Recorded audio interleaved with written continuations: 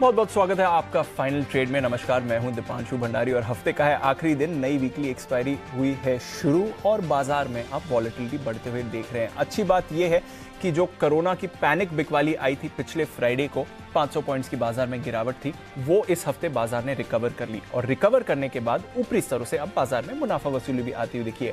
आज सुबह हम यही बात कर रहे थे कि बाजार थोड़े ओवरबॉट दिख रहे हैं। पीसीआर भी थोड़े संकेत यही दे रहा है कि ऊपरी स्तरों पर मुनाफा वसूली करनी चाहिए, करेक्शन आ सकता है और बिल्कुल वैसा ही आप होते हुए देख रहे हैं इस बाजार में। तो अब आखिरी 1.5 घंटे का एक्शन कैसा रहेगा, कौन से फैक्टर्स पर रखनी है आपको नजर, आइए करेंगे इसकी शुरुआत। हमारे सारे गेस्ट भी जुड़ने के लिए हैं तैयार। उससे पहले इस समय की बड़ी बातें क्या हैं वहां पर डाल लेते हैं नजर।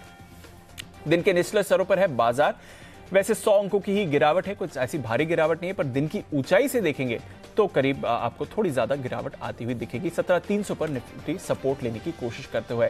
बैंक्स में ज्यादा बिकवाली है, करीब 500 अंक ऊंचाई से फिसलकर बैंक निफ्टी 36,400 के करीब सपोर्ट लेने की कोशिश करते हुए।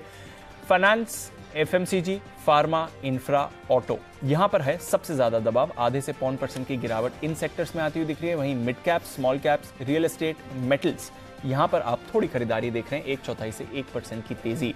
और इस सब के बावजूद अगर देखें ग्लोबल मार्केट से संकेत थोड़े ठीक आ रहे हैं। हमारे बाजार थोड़े ओवरबॉट लेवल से आपको करेक्ट होते हुए दिखेंगे। तो 75 अंक ऊपर हैं डाउ फ्यूचर्स। सुबह की अगर आप तेजी देखेंगे तो थोड़ा फिसले जरूर है, यूरोप के ऊपर ही दिख रहे हैं। तो ग्लोबल मार्केट्स हैं ठीक ठाक, हमारे बाजार भी हैं ठीक ठाक। थोड़ी ऊपरी स्तरों से जो एक्सपेक्टेड मुनाफा वसूली थी इस बाजार में वो आपको आती हुई दिख रही है।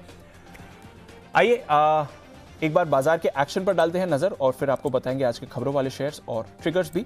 निफ्टी ऊपर से फिसलकर अब 17,300 के नीचे आते हुए दिखा है और दबाव अगर आप देखें तो कुछ दिग्गज शेयर से आते हुए दिख रहा है। रिलायंस इंडस्ट्रीज पर रखिए नजर, 2.5% की गिरावट रिलायंस आपको दिखा रहा है। आईटीसी 1.5% नीचे ये काउंटर ट्रेड करते हुए दिख रहा है। एचडीएफसी लिमिटेड 1% की सुस्ती यहां से आती हुई दिख रही है। इसके अलावा आप देख रहे हैं थोड़ी थोड़ी कमजोरी आ रही है भारतीय एयरटेल में। कोटक बैंक आज कमजोर है। Doctor Reddy's, Hindalco, HCL technologies, Maruti, इन सभी काउंटर्स पर आप वीकनेस बनते हुए देख रहे हैं। तो कुछ दिग्गजों की वजह से बाजार में दबाव है और ब्रेथ भी बाजार की इस समय अच्छी नहीं है। ज्यादातर स्टॉक्स गिरावट में है। 35 स्टॉक्स लाल निशान में ट्रेड करते हुए दिख रहे हैं। 15 स्टॉक्स पॉजिटिव एक्शन दिखा रहे हैं। उसमें से UPL, BPCL, ONGC, L and T, Tata Steel, Coal India, Tata Consumer और इंडसइंड बैंक में आप खरीदारी बनते हुए देख रहे हैं। चर्चा करेंगे इन सभी स्टॉक्स के बारे में हमारे एक्सपर्ट्स के साथ। आइए उससे पहले आपको बता दें आने वाले दिनों के लिए कुछ अहम ट्रिगर्स और साथ ही आज के खबरों वाले शेयर्स भी। मानसी, वरुण दोनों हैं तैयार।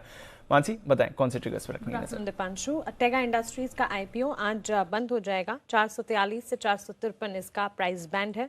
गोल्ड बॉन्ड की 8वीं सीरीज जो है वो भी आज बंद होती हुई दिखेगी। एमआरपीएल और एनएमडीसी दोनों पर नजर रखे। बोर्ड मीट्स के चलते पूंजी जुटाने को लेकर फैसला एमआरपीएल का बोर्ड लेता दिख सकता है। वहीं एनएमडीसी बोर्ड बैठक में अंतरिम डिविडेंड पर सोच विचार किया जाएगा। कल 4 दिसंबर के दिन शेवियट पर नजर रखे। बायबैक पर बोर्ड बैठक होगी। 5 दिसंबर को एशियन पेंट्स अपने प्रोडक्ट्स के दाम बढ़ा सकता है, तो इस पर नजर रहेगी। और 6 दिसंबर सोमवार के दिन आरबीआई मॉनेटरी पॉलिसी कमेटी की बैठक जो है 6 दिसंबर से लेकर 8 दिसंबर तक जारी रहेगी। 6 दिसंबर को भारत रूस के राष्ट्रपति व्लादिमीर पुतिन जो हैं वो भारत का दौरा करेंगे, तो इस पर फोकस रहेगा। इवेंट है ये मेजर। और साथ ही आनंद राठी वेल्थ लिमिटेड का आईपीओ जो है वो सोमवार के दिन बंद हो जाएगा। 530 to 550 इसका प्राइस बैंड है। भारत गैस का राइट्स इशू जो है वो भी 6 दिसंबर को बंद होने जा रहा है। प्राइस इसका 105 रुपए प्रति शेयर का है। साइज इसका 9.77 करोड़ का है। साटिन क्रेडिट केयर 6 दिसंबर को पूंजी जुटाने को लेकर एक बोर्ड बैठक होगी और सोमवार के ही दिन कोल इंडिया कंपनी ने 9 रुपए प्रति शेयर के डिविडेंड का ऐलान किया था। एक्स डिविडेंड होता हुआ सोमवार के दिन ये दिखेगा। बिल्कुल, तो काफी सारे ट्रिगर्स हैं जहां पर आपको रखनी है नजर और कुछ इंपॉर्टेंट फैक्टर्स भी बाजार के लिए। आइए आज खबरों में कौन से शेयर्स रहे ये भी एक बार जान लेते हैं वरुण के साथ। वरुण, गुड आफ्टरनून, बताइए। तो गुड आफ्टरनून दीप। सबसे पहले तो एलएनटी के लिए यहाँ खबर आई है कि इन्होंने कैमरॉक के साथ एक करार किया है। प्रोडक्ट डिलीवरी के लिए करार जो है वो इस कंपनी ने कर लिया है, तो ये सबसे पहली खबर है। इसके अलावा केईसी इंटरनेशनल इस कंपनी को अलग अलग कारोबार के लिए करीब 1065 करोड़ यानी कि 1000 करोड़ के ऊपर के जो है वो ऑर्डर्स मिले हैं। वहीं हीरो मोटोकॉर्प अर्जेंटीना में कारोबार का विस्तार जो है वो ये कंपनी कर रही है और अर्जेंटीना में नए निवेश के लिए गिलेरा के साथ इस कंपनी ने करार किया है। इसके अलावा जेएसडब्ल्यू स्टील यूएस में कोल ऑपरेशन के कंसोलिडेशन को बोर्ड की मंजूरी मिली और काफ़ी सारी जो सब्सिडरीज है इस कंपनी की उसका मर्जर जो है वो ये कंपनी करने वाली है। एशियन पेंट्स प्रमोटर्स ने 500 करोड़ के आसपास के शेयर बेचे हैं। कंपनी अपने कर्ज को कम करना चाहती है, इसके लिए प्रमोटर की तरफ से बिकवाली हुई है। पेटीएम सब्सिडरी ने पोर्टफोलियो मैनेजमेंट सर्विसेज जो है वो लॉन्च की है। बैंक ऑफ महाराष्ट्र करीब 2360 करोड़ के आसपास के एनपीए जो है उसकी बिक्री के लिए बोलियां मंगाई है और एसबीआई ने 4100 करोड़ के आसपास के एनपीएस के लिए बिकवाली के लिए बोलियां मंगाई है। ब्लॉक डील हुई है आईएक्स में 34 लाख शेयर्स की, पावर ग्रिड में 2.09 करोड़ शेयर्स के बड़े सौदे हुए हैं। और आईपीओ का अपडेट दे देता हूँ, टेगा जो है करीब 139.29 टाइम्स भर चुका है। कितना? 139.29 टाइम्स, 140 गुना। अभी तो HNI सब्सक्रिप्शंस और आने बाकी हैं। सोचिए, लेकिन ये आखिरी दिन है मेरे ख्याल से। आखिरी दिन है। हाँ, रिकॉर्ड नहीं तोड़, लेटेंट व्यू का रिकॉर्ड नहीं तोड़ पाएगा, पर 200 गुना हो सकता है। 200 हो सकता है इस स्पेस पर अगर देखें। हाँ, आजकल मतलब 200 तो नॉर्मल हो गया, Normal कॉमन हो है, गया। छोटा आईपीओ तो 200-300 भरना चाहिए। स्टार हेल्थ वाला पूरा भी नहीं हुआ। कुछ नहीं हुआ। ओके, तो आईपीओ मार्केट में है तो जबरदस्त एक्शन, और टेगा के देखते हैं फाइनल सब्सक्रिप्शन फिगर्स कहां पर आते हैं। अनिल जी की राय भी रही है आपके लिए, बड़े लिस्टिंग गेन और लंबी अवधि दोनों के लिए आप यहां पर पैसा लगा सकते हैं। मैनेजमेंट से भी हमने इसी हफ्ते करी थी बात। पर आइए, हमारा दमदार पैनल भी है तैयार इस फ्राइडे आफ्टरनून सेशन के लिए। स्वागत करते हैं बंसल साहब का, संदीप बागले साहब हैं, विश्वेश चौहान, किरण जाधव, और आज स्टूडियो में नहीं बट पैनल पर जरूर हैं आशु मदान साहब भी हमारे साथ। Bansal ji, good to have you back. 10 बजे के बाद आपको मिस किया सर। पहले एग्जाम की नर्वसनेस, पहले एग्जाम ठीक चला गया सर आपके बेटे का? नहीं दीपांशु, देखिए पहला एग्जाम वो होता है कि छोड़ने गया था दीपांशु। एग्जाम तो सबके अच्छे जाते हैं, नंबर अच्छे आने चाहिए बेसिकली। और दीपांशु, इस बार का बोर्ड जो है ना बड़ा डिफरेंट है। इस बार के जो बोर्ड्स हैं, एक तो 2 पार्ट के अंदर है, और दीपांशु पूरा पेपर ऑब्जेक्टिव है। तो एक गलती तो मतलब कि आर या पार वाला हिसाब किताब है। तो काफी डेलिकेट है मामला, इसलिए थोड़ा सा इमोशनल था, इसलिए मैं ड्रॉप करने गया था दीपांशु। नहीं, आई एम श्योर सर, और काफ़ी सपोर्ट भी मिलता है अगर पेरेंट्स ऐसी बड़े इवेंट्स के लिए आपके साथ हो। आई एम श्योर रिजल्ट्स भी अच्छे ही दिखाएंगे। एग्जाम तो हमेशा, जैसे आपने कहा, अच्छे ही जाते हैं। पर आइए एक बार जरा बाजार के डायरेक्शन और आज के एक्शन पर भी व्यू लिया जाए। आशु सर भी हैं हमारे साथ। और आशु सर, अच्छी बात यह है कि जो कोरोना की पैनिक सेलिंग आई थी, जो गैप बना था, वो बाजार ने रिक्लेम कर लिया। पर आज ऊपरी स्तरों से थोड़ी मुनाफा वसूली भी है। ये हफ्ता वैसे देखें तो अच्छा ही रहा है, हफ्ते की शुरुआत से अगर आज के एक्शन देखें। बट क्या राय बन रही है सर? और नई वीकली सीरीज भी शुरू हुई है, क्या सेटअप दिख रहा है? दीपांशु, अभी तक क्या था मार्केट में, जो हम बात करते थे सेल ऑन राइज, वो तो चीज कंटिन्यू रहेगी, क्योंकि 17,500 एक पड़ाव था कि जो एक बाउंस बैक आना चाहिए, वो आया। आज इतना नहीं लगता था कि इतनी जल्दी टूट जाएगा, मतलब टिकेगा भी नहीं बिल्कुल, और जिस तरह से टूटा। तो बट दीपांशु, एक चीज और टेक्सचर में मार्केट में हुई है कि डिप्स जो आएंगे ना, तो थोड़ा सा बायर डिप्स भी है। अगर पिछले हफ्ते हम ये बात करते थे कि पिछले कुछ दिनों में सेल ऑन राइज ओनली है, बट सेल ऑन राइज से अगर इस तरह के अगर गैप डाउन खुलता है या इस तरह के डिप्स आते हैं, तो बाय ऑन डिप्स भी है दीपांशु। उसका कारण ये है, और ये डिप्स आपको पक्का मिलते रहेंगे, आप ऊपर में कॉम्प्लेसेंट नहीं होंगे, क्योंकि दीपांशु ये जो नई वेव या जो भी कोई मतलब ये नया वायरस है, ये बहुत बड़ी चीज, मतलब हम जितना मर्जी के दिक्कत नहीं करेगा, लेकिन इसके अराउंड जो न्यूज फ्लो है ना, वो इंटरमिटेंटली हमारे को नेगेटिव मिलते रहेंगे।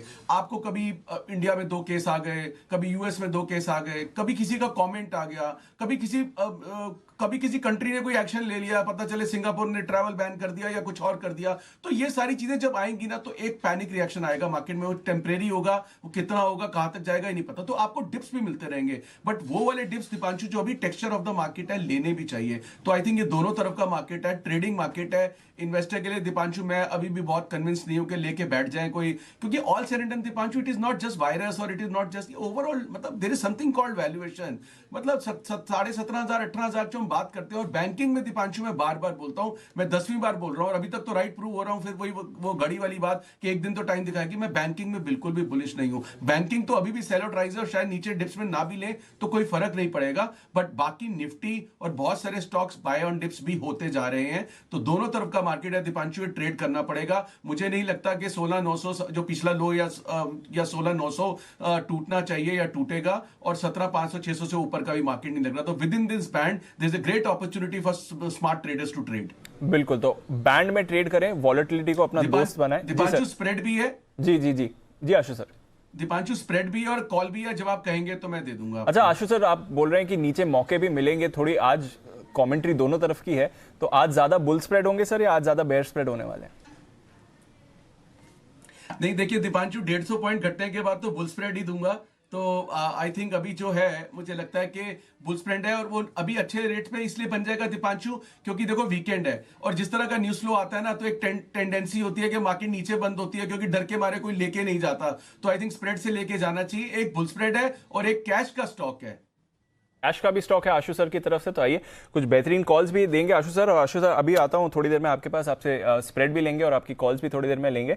पर उससे पहले रिलायंस काफी तेजी से गिर रहा है और निफ्टी भी अब 150 पॉइंट्स नीचे दिख रहा है। तो किरण जी से एक बार रिलायंस पर राय ली जाए। किरण जी गुड आफ्टरनून, क्या चल रहा है सर रिलायंस की चार्ट में? दीप, रिलायंस पहले तो वेरी गुड आफ्टरनून आपको। देखिए, रिलायंस में बहुत ही इंपॉर्टेंट रेजिस्टेंस 2500-2510 ये एक रेंज है। ये जब तक निकल नहीं जाता तब तक मैं मानता हूं कि रिलायंस में नेक्स्ट लेग ऑफ रैली नहीं आएगी। और नीचे में 2400 और 2380 ये अच्छे सपोर्ट जोन है, तो हम उस जोन को टेस्ट करने के लिए वापस नीचे आ रहे हैं। तो इस रेंज में ट्रेड करता नजर आएगा। तो ट्रेडर को 2380 के आसपास बाय करना है, 2500 के आसपास बेचना है और इस ट्रेडिंग रेंज का एडवांटेज लेना है। इस ऊपर क्या करें रिलायंस में किरण जी? इस वक्त तो कुछ नहीं करना है। 2380 के आसपास आने की राह देखनी चाहिए दीप। अभी कुछ पोजीशन लेने की सलाह नहीं है क्योंकि रिस्क टू रिवॉर्ड रेशियो में कुछ नहीं है। बिल्कुल, तो रिस्क रिवॉर्ड इस समय फेवरेबल नहीं है, जाने दीजिए। बट 2300 पर बाय भी बनेगा, 2500 पर सेल भी बनेगा। निफ्टी की 600 पॉइंट 700 पॉइंट्स की रेंज है, रिलायंस की आप 200 पॉइंट्स की रेंज मानकर चल सकते हैं। एशियन पेंट्स, इस पर भी आपको कमजोरी बनती हुई दिख रही है। कुणाल जी गुड आफ्टरनून, एशियन पेंट्स पर जरा अपने एक बार राय दें। 2% नीचे, आज शायद प्रमोटर्स ने करीब 500 करोड़ के शेयर बेचे भी हैं, तो शायद उससे दबाव आया या थोड़ा और फैक्टर्स भी हैं। क्या करना है सर इस चार्ट में? Good afternoon Deepanshu. अगर एशियन पेंट्स की बात करें तो जरूर आज थोड़ी बहुत कमजोरी देखने को मिल रही है। ओवरऑल भी मुझे लगता है कि पिछले कुछ दिनों में स्टॉक में किसी तरह का कोई ट्रेंड इवॉल्व नहीं हुआ, एक सीमित दायरे का कारोबार देखने को मिल रहा है। तो मेरी राय में फिलहाल वेट एंड वॉच करें। शॉर्ट टर्म ट्रेडिंग की तो यहां कोई अपॉर्चुनिटी है नहीं, लेकिन अगर आप लंबी अवधि के निवेशक हैं तो बिल्कुल निश्चिंत होकर के बने रहना चाहिए। शॉर्ट टर्म ट्रेडर को फिलहाल स्टॉक से दूर रहना चाहिए। शॉर्ट टर्म ट्रेडर्स को फिलहाल स्टॉक से दूर रहना चाहिए, लॉन्ग टर्म इन्वेस्टर्स बने रहें। यह है आपके लिए एशियन पेंट्स पर राय। जो दो वायदा कारोबार के स्टॉक्स बैन में हैं, वो सबसे ज्यादा एक्शन इस समय दिखा रहे हैं। वोडाफोन आइडिया, वहां पर एक स्पाइक आते हुए दिख रहा है, और इंडिया बुल्स हाउसिंग, वहां पर आपको एक स्पाइक आते हुए दिख रहा है। दोनों स्टॉक्स हैं बैन में, बट नजर रखिए ज्यादा एक्शन वहां पर बन रहा है। एग्रीकल्चर, फर्टिलाइजर, केमिकल्स, यहां पर आपको और ज्यादा एक्शन बनते हुए दिख रहा है। और ऑयल एंड गैस, ये एक और स्पेस है जहां पर आपको मूवमेंट आते हुए दिखेगा। तो कुछ थीम्स हैं बाजार की जहां पर एक्शन आ रहा है, पर कुछ हैवी वेट्स पर एक्शन मिसिंग है। इनफैक्ट थोड़ा दबाव है, जिसकी वजह से आप बाजार पर भी प्रेशर इस समय बनते हुए देख रहे हैं। आइए इन सभी स्टॉक्स के बारे में बात करें, बट एक बार क्योंकि बाजार भी ऊपर से थोड़ा हल्के हुए हैं, आशु सर से उनका मार्केट पर स्प्रेड ले लेते हैं। बिगुल स्विंग के सुल्तान आशु मदान।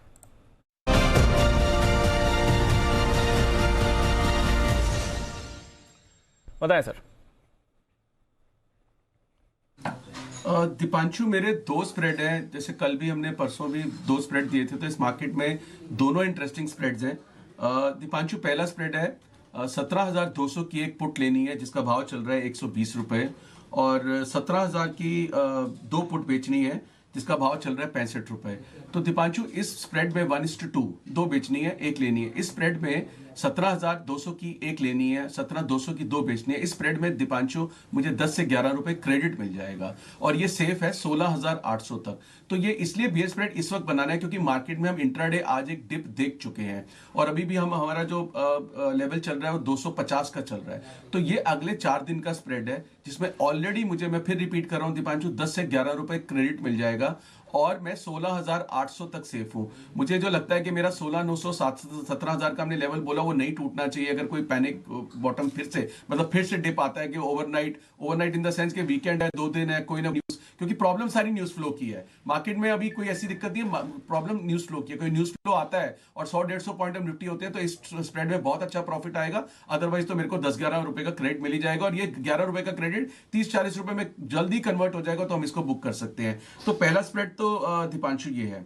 दूसरा स्प्रेड है दीपांशु, अगर किसी को बुल स्प्रेड बनाना है क्योंकि मार्केट करेक्ट कर चुका है, तो 17,300 का एक कॉल लेना है और 17,500 के दो बेचने हैं। इसके बेचने में, इसको करने में दीपांशु 30 रुपए कॉस्ट लगेगी, लेकिन वो 300 से 330 के ऊपर अगर चाहता है निफ्टी अगले 4 दिन में, जो अगर वीकेंड पे बैड न्यूज नहीं आई, वीकेंड में ग्लोबल मार्केट ठीक रही, तो दीपांशु में इक्वल चांस है कि हमारे को एक कैप अप भी दिख सकता है। तो उसके लिए दीपांशु अगर मतलब मुझे एज ए ट्रेडर ट्रेड करना हो तो मैं दोनों स्प्रेड बनाऊंगा, 17,300 की एक कॉल लेके 17,500 बेचूंगा, जिसमें 30 रुपए की कॉस्ट होगी, क्योंकि अगर ये गैप अप खुल गया और तो ये स्प्रेड है, सेफ है, 17,700 तक सेफ है, 17,500 से ऊपर की मार्केट दीपांशु नहीं दिखती है, तो ये बहुत अच्छा स्प्रेड है। दोनों स्प्रेड अगर बनाएंगे तो मुझे लगता है कि दोनों स्प्रेड आपको प्रॉफिट देके जा सकते हैं।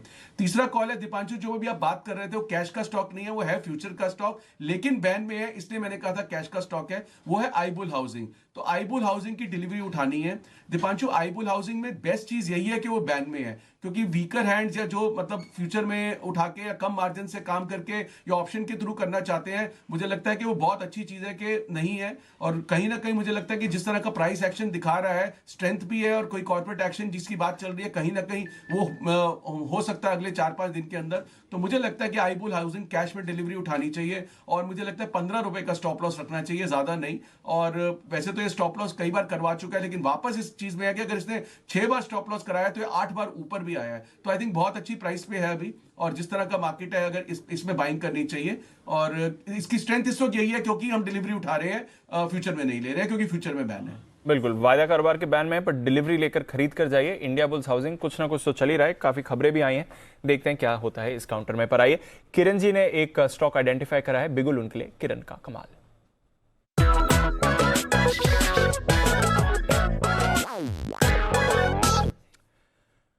बताएं किरण जी।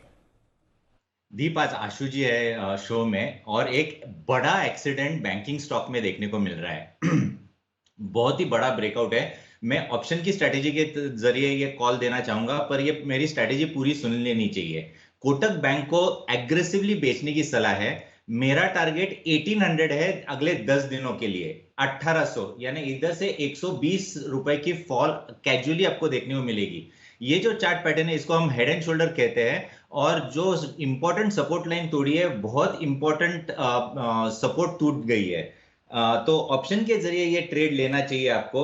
1940 का कॉल पुट ऑप्शन अब भी ट्रेड कर रहा है 65 के आसपास, तो 65 के आसपास ये बाय करने की सलाह है।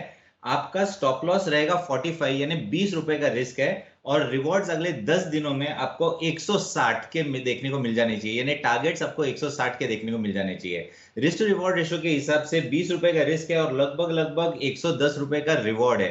तो मेरा मानना है कि इधर से ट्रिपल आपका ऑप्शन हो जाएगा। तो ऑप्शन प्रीमियम आप ऑप्शन के जरिए अगर करते हैं तो एक बड़ी मूव आपको खाने को मिल जाएगी। 10 दिनों का इंतजार करना पड़ेगा। जो ब्रेकडाउन है वो काफी स्ट्रांग है, मेरा कन्विक्शन काफी स्ट्रांग है। ओके, तो कोटक बैंक इस पर करनी है बिकवाली, और बिकवाली आप ऑप्शंस की तरह करिए, तो पुट खरीद कर जाएं। 65 में आपको मिलेगा 1940 का पुट, और यहां से गिरावट के लिए हो रहा है तैयार। आशु सर, आपका जो व्यू था, बैंक्स कमजोर हैं, कोटक बैंक इंडिकेशन भी उसी का दे रहा है सर? दीपांशु, मैं बिल्कुल किरण जी के साथ हूं। मैं स्पेसिफिक कॉल्स नहीं दे रहा हूं। मुझे तो दीपांशु पिछले 25 दिन से मैंने तो बार बार बोला है कि बैंकिंग का तो कोई माई बाप नहीं है। कैसे कैसे वर्ड यूज किए हैं, थोड़े एग्रेसिव वर्ड्स भी यूज हो जाते हैं। बैंक्स में बिल्कुल भी नहीं है दीपांशु। ये एक्सिस, आईसीआईसी, पर्टिकुलरली आईसीआईसी, मतलब कहीं से भी स्ट्रेंथ नहीं दिखा रहा दीपांशु। मतलब उसमें इतनी फेवरेट होके रिपोर्ट्स आके तो ऐसे लगता है सारी रिपोर्ट्स फिजल आउट हो रही हैं, सारी कॉल्स फिजल आउट हो रही हैं, वो ओवरबॉट में और फंसता जा रहा है। तो दीपांशु, ये सारे बैंक्स, मतलब ऐसा नहीं है दीपांशु ऊपर नहीं जा सकते, बट एज ए डिसिप्लिन मैं बैंक्स में रिकमेंडेशन पिछले 25 दिन से नहीं दे रहा हूं कि मार्केट बाउंस भी करेगी तो मैं स्प्रेड भी निफ्टी का बनाता हूं, या निफ्टी के कंपोनेंट में मेरा इंटरेस्ट रहेगा। बैंक्स में मैं बिल्कुल भी पॉजिटिव नहीं हूं। मतलब दीपांशु, आप अपने हाथ जला लेंगे या कुछ कर लेंगे, एज ए डिसिप्लिन अगर दूर रहेंगे तो कोई फर्क नहीं पड़ेगा। वही एक बात होता है, opportunity miss is a much better than incurring a loss in this market. तो मैक्सिमम क्या होगा? तो मुझे बैंकिंग में कंफर्ट नहीं है, तो मैं किरण जी के पूरी तरह साथ हूं। I think it is a very good identification. Kotak bank, Reliance, जिस तरह के ब्रेकडाउन आ रहे हैं, बड़े बड़े स्टॉक्स में ब्रेकडाउन आ रहे हैं, तो मुझे लगता है कि थोड़ा सा स्टॉक स्पेसिफिक रहना चाहिए या ऑप्शन के थ्रू रहना चाहिए। इस ट्रेडिंग मार्केट के अंदर इतनी वॉलिटिलिटी है, ट्रेडर पैसा बना नहीं पाएगा, इन्वेस्टर का कोई डिलाइट रहा नहीं है। आई एम अगेन सेइंग कि वैल्यूएशन, और जो मैंने बताया था 31% जो highest ever contribution participation of retail है, ये सब चीजें मार्केट में कहीं एक ऊपर पैक्ड है, ऊपर का घर पैक्ड है, ऐसा मतलब ऊपर में भी कोई मजा नहीं है। तो ओवरऑल पुट टुगेदर दीपांशु, मतलब ट्रेडिंग मार्केट है, ट्रेडिंग अपॉर्चुनिटीज को यूज करिए दोनों तरफ बस। तो एक ब्रेकडाउन आया कोटक बैंक में, नजर रखिए, ट्रेडिंग अपॉर्चुनिटी का इस्तेमाल करें और मुनाफा मिलते जाए तो एग्जिट भी करते रहें, क्योंकि बाजार काफी वॉलेटिलिटी आपको दिखा रहा है। कुछ स्टॉक्स हैं जहां पर आज थोड़ा एक्शन आते हुए दिखा है, हालांकि ये भी ऊंचाई से थोड़ा फिसले हैं। पीवीआर, इस पर भी एक बार राय ली जाए विश्वेश जी। वैसे तो अगर आप देखें रीसेंट हाई से पीवीआर को तो 25-30% की गिरावट हुई, 2 दिन में थोड़ा रिबाउंड आया है, क्या व्यू बनता है सर पीवीआर पर? दीपांशु, देखिए मेरा ये मानना है कि आज का हाई मतलब नहीं निकलता है निफ्टी में 17,500 का। इनफैक्ट मैंने मेरे सोशल हैंडल्स पे शेयर किया था व्यू, तो मुझे लगता है कि फिर हम शायद वो स्विंग लो तोड़ देंगे 16,800 का, 16,600 तक जाएंगे। जिस स्पीड से स्क्रीन पे सेलिंग है, this is precursor to some negative thing. तो मुझे लगता है यहाँ पे पीवीआर को तो डेफिनेटली अवॉइड करना चाहिए, बिकॉज हाईली न्यूज़ ड्रिवन रहेगा। इवन दो बाउंस बैक किया है, मेरे हिसाब से यहाँ पे अगर थोड़ा सा पुल बैक आता है तो भी शॉर्ट अपॉर्चुनिटी ढूंढनी चाहिए। मुझे लगता है market is very weak as such, तो पीवीआर को खरीदने की सलाह नहीं होगी। अगर शॉर्ट करना है तो मुझे लगता है कि 1475 के स्टॉप लॉस से पीवीआर को शॉर्ट भी कर सकते हैं। ओके, तो शॉर्ट भी किया जा सकता है इन लेवल्स पर, या यहाँ से थोड़ा और ऊपर अगर आए। थोड़ी बाजार की स्ट्रक्चर और मूड माहौल बिगड़ते हुए आपको दिख रहा है, और उसी का इम्पैक्ट काफ़ी सारे स्टॉक्स में भी आ रहा है। चलिए नज़र रखेंगे, थोड़ी वीकनेस इस समय बाजार में आपको बनती हुई दिखेगी। पर एक स्पेस जहां पर है दमदार एक्शन और हो रही है खरीदारी, कंज्यूमर सेंटिमेंट, यहां पर हमने अच्छा एक्शन देखा है। और स्पेशली जो पिछले कुछ समय में क्रेडिट कार्ड्स के जरिए स्पेंडिंग हुई है, खरीदारी की है लोगों ने, ये काफी बड़ा फिगर आया। आइए इसकी थोड़ी डिटेल्स जानते हैं। देवांशी हमारे साथ तैयार। देवांशी बताइए क्या कह रहा है ये डेटा? बिल्कुल दीपांशु, आप देखिए क्रेडिट कार्ड की जो स्पेंडिंग है इस साल अगर हम देखें तो बेहद शानदार तेजी आती हुई दिखी है। इकोनॉमिक में जिस तरह से रिकवरी आती हुई दिख रही है, ये रिफ्लेक्ट करता हुआ दिख रहा है। इस महीने अगर आप अक्टूबर में देखें तो फेस्टिव डिमांड थी और पेंटअप डिमांड आती हुई दिखी, और इन सब के चलते 1 लाख करोड़ के पार क्रेडिट कार्ड स्पेंडिंग पहुंचती हुई दिखी है, जो कि काफ़ी बैंकिंग कंपनीज और जो क्रेडिट कार्ड कंपनीज हैं उनके लिए बेहद पॉजिटिव है। यही नहीं, अक्टूबर महीने में अगर आप देखें तो मंथ ऑन मंथ 25% तक आपको जंप दिखा है क्रेडिट कार्ड के स्पेंड्स में, और अगर वाई बेसिस पर अगर आप देखते हैं तो 50% से भी ज़्यादा का एक जंप आपको देखने मिलेगा। और आप देखिए पिछले कुछ महीनों से लगातार हम देख रहे हैं ऑलमोस्ट 15% से ज़्यादा का जो जंप है हर महीने हमें देखने मिल रहा है। अक्टूबर में 1 लाख करोड़ के पार हमने देखा है कि खर्च होते हुए दिखे। सितंबर में 80,500 लाख करोड़ की जो स्पेंडिंग 80,500 करोड़ की जो स्पेंडिंग है वो होती हुई दिखी थी, और लगातार हम पिछले कई महीनों से वैसे ही ट्रेंड्स देख रहे हैं। यही नहीं, अगर आप देखें तो कई सारी ऐसी जो ब्रांड्स हैं अब वो क्रेडिट कार्ड्स पर काफ़ी सारे ऑफर्स देती हुई दिख रही है। इसके चलते भी हम देख रहे हैं कि जो एक्विजिशन है कार्ड्स का वो अब धीरे धीरे तेजी से बढ़ता हुआ दिख रहा है। आप देखिए अक्टूबर महीने से लेके अगस्त से लेकर अक्टूबर अगर आप देखें तो नए जो क्रेडिट कार्ड्स जुड़े हैं वो भी काफ़ी ज़्यादा हैं, उसमें भी एक शानदार बढ़त होती हुई दिखी है, ऑलमोस्ट 10% से ज़्यादा। और आखिर में आप कौन सी कंपनीज हैं जिन पर आपको फोकस करके चलना चाहिए? इंटरेस्टिंग फैक्ट है कि आईसीआईसीआई बैंक लगातार लीड करता हुआ दिखा है क्रेडिट कार्ड सेगमेंट में। जो नए कार्ड्स एक्वायर होते हुए दिखे हैं वहाँ पर अब आईसीआईसीआई बैंक और HDFC वापस जिस तरह से मार्केट में आते हुए दिख रहे हैं, कड़ी कॉम्पिटिशन है दोनों के बीच में। और आप देखिए आईसीआईसीआई बैंक लीड करता है, सेकेंड पोजिशन पर HDFC बैंक है, एक्सिस बैंक और SBI कार्ड्स में भी इस बार अच्छे एडिशंस होते हुए दिखे हैं। अब देखिए ऑलमोस्ट 2 लाख जो यूनिट्स हैं क्रेडिट कार्ड के वो ऐड होते हुए दिखे, जो कि काफी पॉजिटिव है।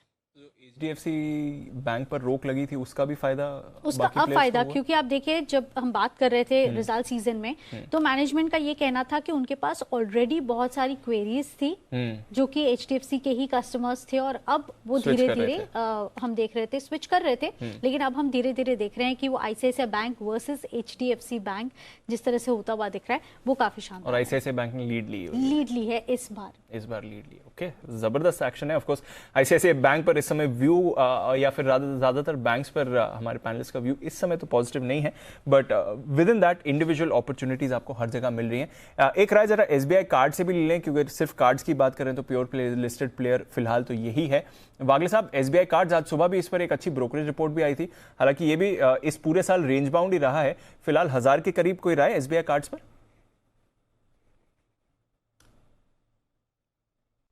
जोन है, कंजेशन जोन है, जो भी एक कहेंगे 1000, 1005, 1010 ये रेंज में, तो मुझे इसमें वीकनेस तो नहीं दिख रही है, लेकिन प्रॉफिट बुकिंग थोड़ी बहुत कर लेनी चाहिए।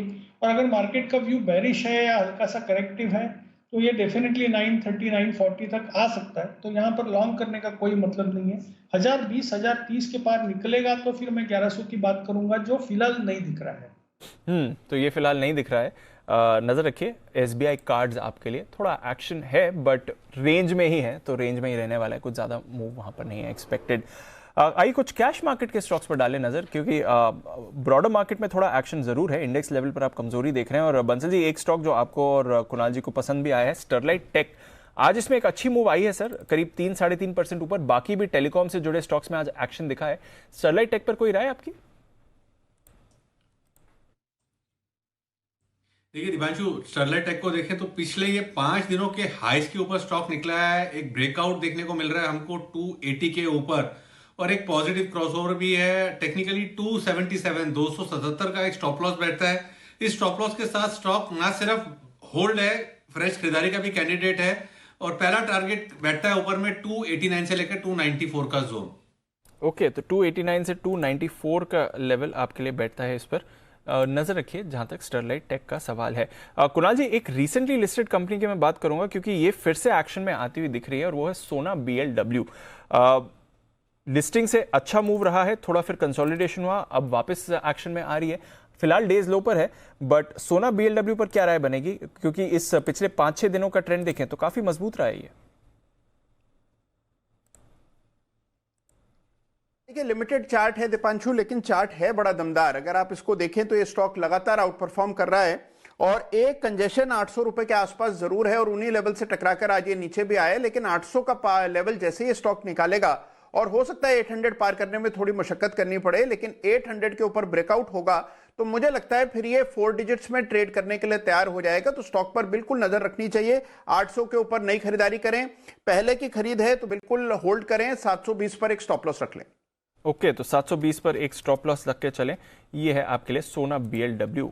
बहुत ही जबरदस्त एक्शन में रहा है, और अच्छी लिस्टिंग हुई, या थोड़ी सुस्त लिस्टिंग हुई एक्चुअली, बट वहां से फिर जो इसने रफ्तार पकड़ी है वो काफी दमदार रही है सोना BLW की। विश्वेश जी, गुजरात एल्कलीज, इस पर देखिए आज जबरदस्त एक्शन बन रहा है। सुबह भी इस स्टॉक पर चर्चा हो रही थी, और सिमी जी के रेडार पर भी आया था। गुजरात एल्कलीज 8-8.5% ऊपर, क्या करना चाहिए सर इस पर?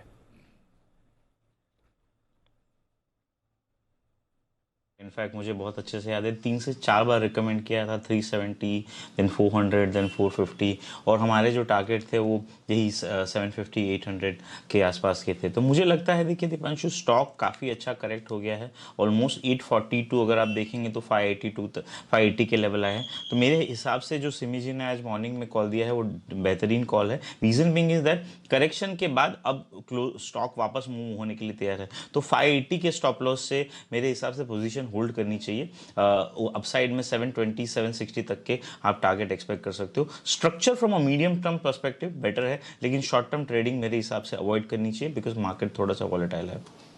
शॉर्ट टर्म ट्रेडिंग अवॉइड करिए, बट स्ट्रक्चर है दमदार, और इस मार्केट में ऐसी कुछ स्टॉक्स हैं जो अपना नाम बना रहे हैं। गुजरात फ्लोरो एक और काउंटर है, वो भी हमारे एक्सपर्ट्स के रेडार पर रहा है इस पूरे हफ्ते, और दमदार एक्शन में रहा है। गुजरात फ्लोरो, गुजरात एल्कलीज, दोनों पर आपने अच्छा एक्शन देखा है। नवीन फ्लोरिन, दीपक नाइट्राइट, ये भी कुछ और काउंटर्स हैं जहां पर आपने देखी है अच्छी खरीदारी। तो नजर रखिए यहाँ पर। एक और रीओपनिंग से जुड़ा स्टॉक, वो है इंडियन होटल्स। किरण जी, कोई राय इंडियन होटल्स पर? कैश में देखें 4.5% ऊपर, वायदा कारोबार में भी अच्छी तेजी दिखा रहा है। ये भी करेक्ट हुआ था जब ओमनिकॉन के कंसर्न्स आए थे, वहां से फिर रिकवरी जरूर है। क्या राय देंगे सर? बिल्कुल स्ट्रॉन्ग चार्ट स्ट्रक्चर है, लॉन्ग पोजीशंस रखनी चाहिए। आज ही सवेरे इसने ब्रेकआउट दिया था एक 3 दिन के कंसोलिडेशन का, और मेरा मानना है कि अभी भी होल्ड करने की सलाह होगी। 188 का मेरा कैश लेवल्स पे स्टॉप लॉस रहेगा, और जो नेक्स्ट रेजिस्टेंस है वो 200 का है। वो पार करना थोड़ा सा इजी नहीं होगा, पर अगर वो क्रॉस करता है तो वापस एक बार एक रिन्यूड बाइंग आपको इस स्टॉक में देखने को मिलेगा, रिन्यूड इंटरेस्ट देखने को मिलेगा, और ये स्टॉक को वापस एक बार वो रीसेंट हाइज है 220 225 के उधर तक ले जाने की क्षमता ये स्टॉक रख देगा। तो ये है आपके लिए इंडियन होटल्स। ये वापस अपने लेवल्स पर जा सकता है। ऑफ कोर्स स्टॉक स्पेसिफिक आपको मूव्स ढूंढनी पड़ेंगी, क्योंकि वैसे मार्केट का रुझान देखें तो कमजोरी वाला है। 1% नीचे इस समय आपको निफ्टी दिख रहा है। आशुष सर, एक बार जरा डेल्टा कॉर्प को भी रिविजिट किया जाए सर। ये भी ऊंचाई से अच्छी तरह करेक्ट हुआ है, अगर रीओपनिंग प्लेस वापस फोकस में आएंगे, ये डर थोड़ा कम होते हुए वैसे भी दिख रहा है। हालांकि केसेस पर अभी इन्वेस्टिगेशन जारी है, तो क्या डेल्टा भी पेस पकड़ेगा या फिर अभी थोड़े कंसोलिडेशन का टाइम है इसमें? देखो Deepanshu, yes you right, consolidate करेगा। ये 240 और 260 के बीच में कंसोलिडेट करेगा। कोई अच्छी न्यूज आएगी, इसमें सेम्बलेंस आएगी, कोई नेगेटिव न्यूज आएगी, फिर 10 रुपए नीचे आ जाएगा। तो दीपांशु, मुझे लगता है कि बहुत ज्यादा मैं अभी पॉजिटिव नहीं हूँ स्टॉक के अंदर, क्योंकि अब इन चीजों में टाइम लगेगा। दीपांशु, कोई भी चीज अब होगी ना, देखो अगर कोई डिसीजन कोई ले लेगा, कोई बंद करने का या मतलब टेम्परेरी हॉल्ट करने का या कोई एक्शन, तो वो 3 दिन में रिवर्स नहीं होगा। और अगर वो नहीं भी, और मुझे तो प्रॉब्लम ज्यादा दीपांशु ये है कि अगर ऐसा कोई डिसीजन नहीं भी हो कि वो डिसीजन हो सकता है, उसका डर इस मार्केट को चेक में रखेगा।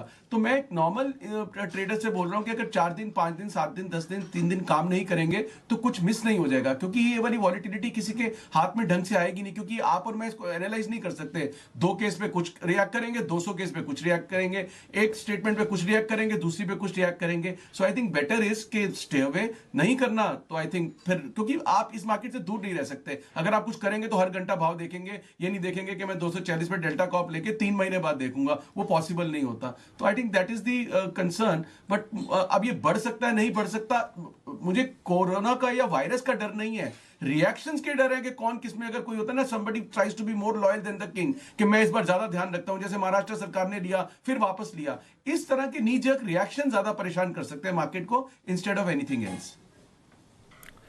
बिल्कुल। और सर, वैसे आपके रिलीफ के लिए मैं बता दूं, अब डोमेस्टिक पैसेंजर्स के लिए ज़रूरी नहीं है RT-PCR टेस्ट। अगर आप डबल वैक्सीनेटेड हैं तो आपको एटलीस्ट दिल्ली से आने जाने के लिए परेशानी नहीं होगी। Ashu sir, right Deepanshu, yes I got to know, thank you. तो चलिए, एक रिलीफ तो वहां पर है, बट ऑफ कोर्स कैसा रिएक्शन आ सकता है, क्योंकि हमने यूएस में देखा एक केस आने पर डाउ ऊंचाई से 1000 पॉइंट टूटा, कल 5 नए मामले आए और डाउ 650 पॉइंट्स ऊपर था। तो देखते हैं, वॉलेटिलिटी आपके लिए बाजार में बनी रहेगी। बट जैसा आशु सर भी कह रहे थे और बाकी एक्सपर्ट्स ने भी कहा है, स्टॉक स्पेसिफिक आपको मूव्स में कुछ बढ़िया स्टॉक कॉल्स के साथ तैयार हैं सदाबहार सेठी साहब अपनी शॉर्ट टर्म पिक्स के साथ।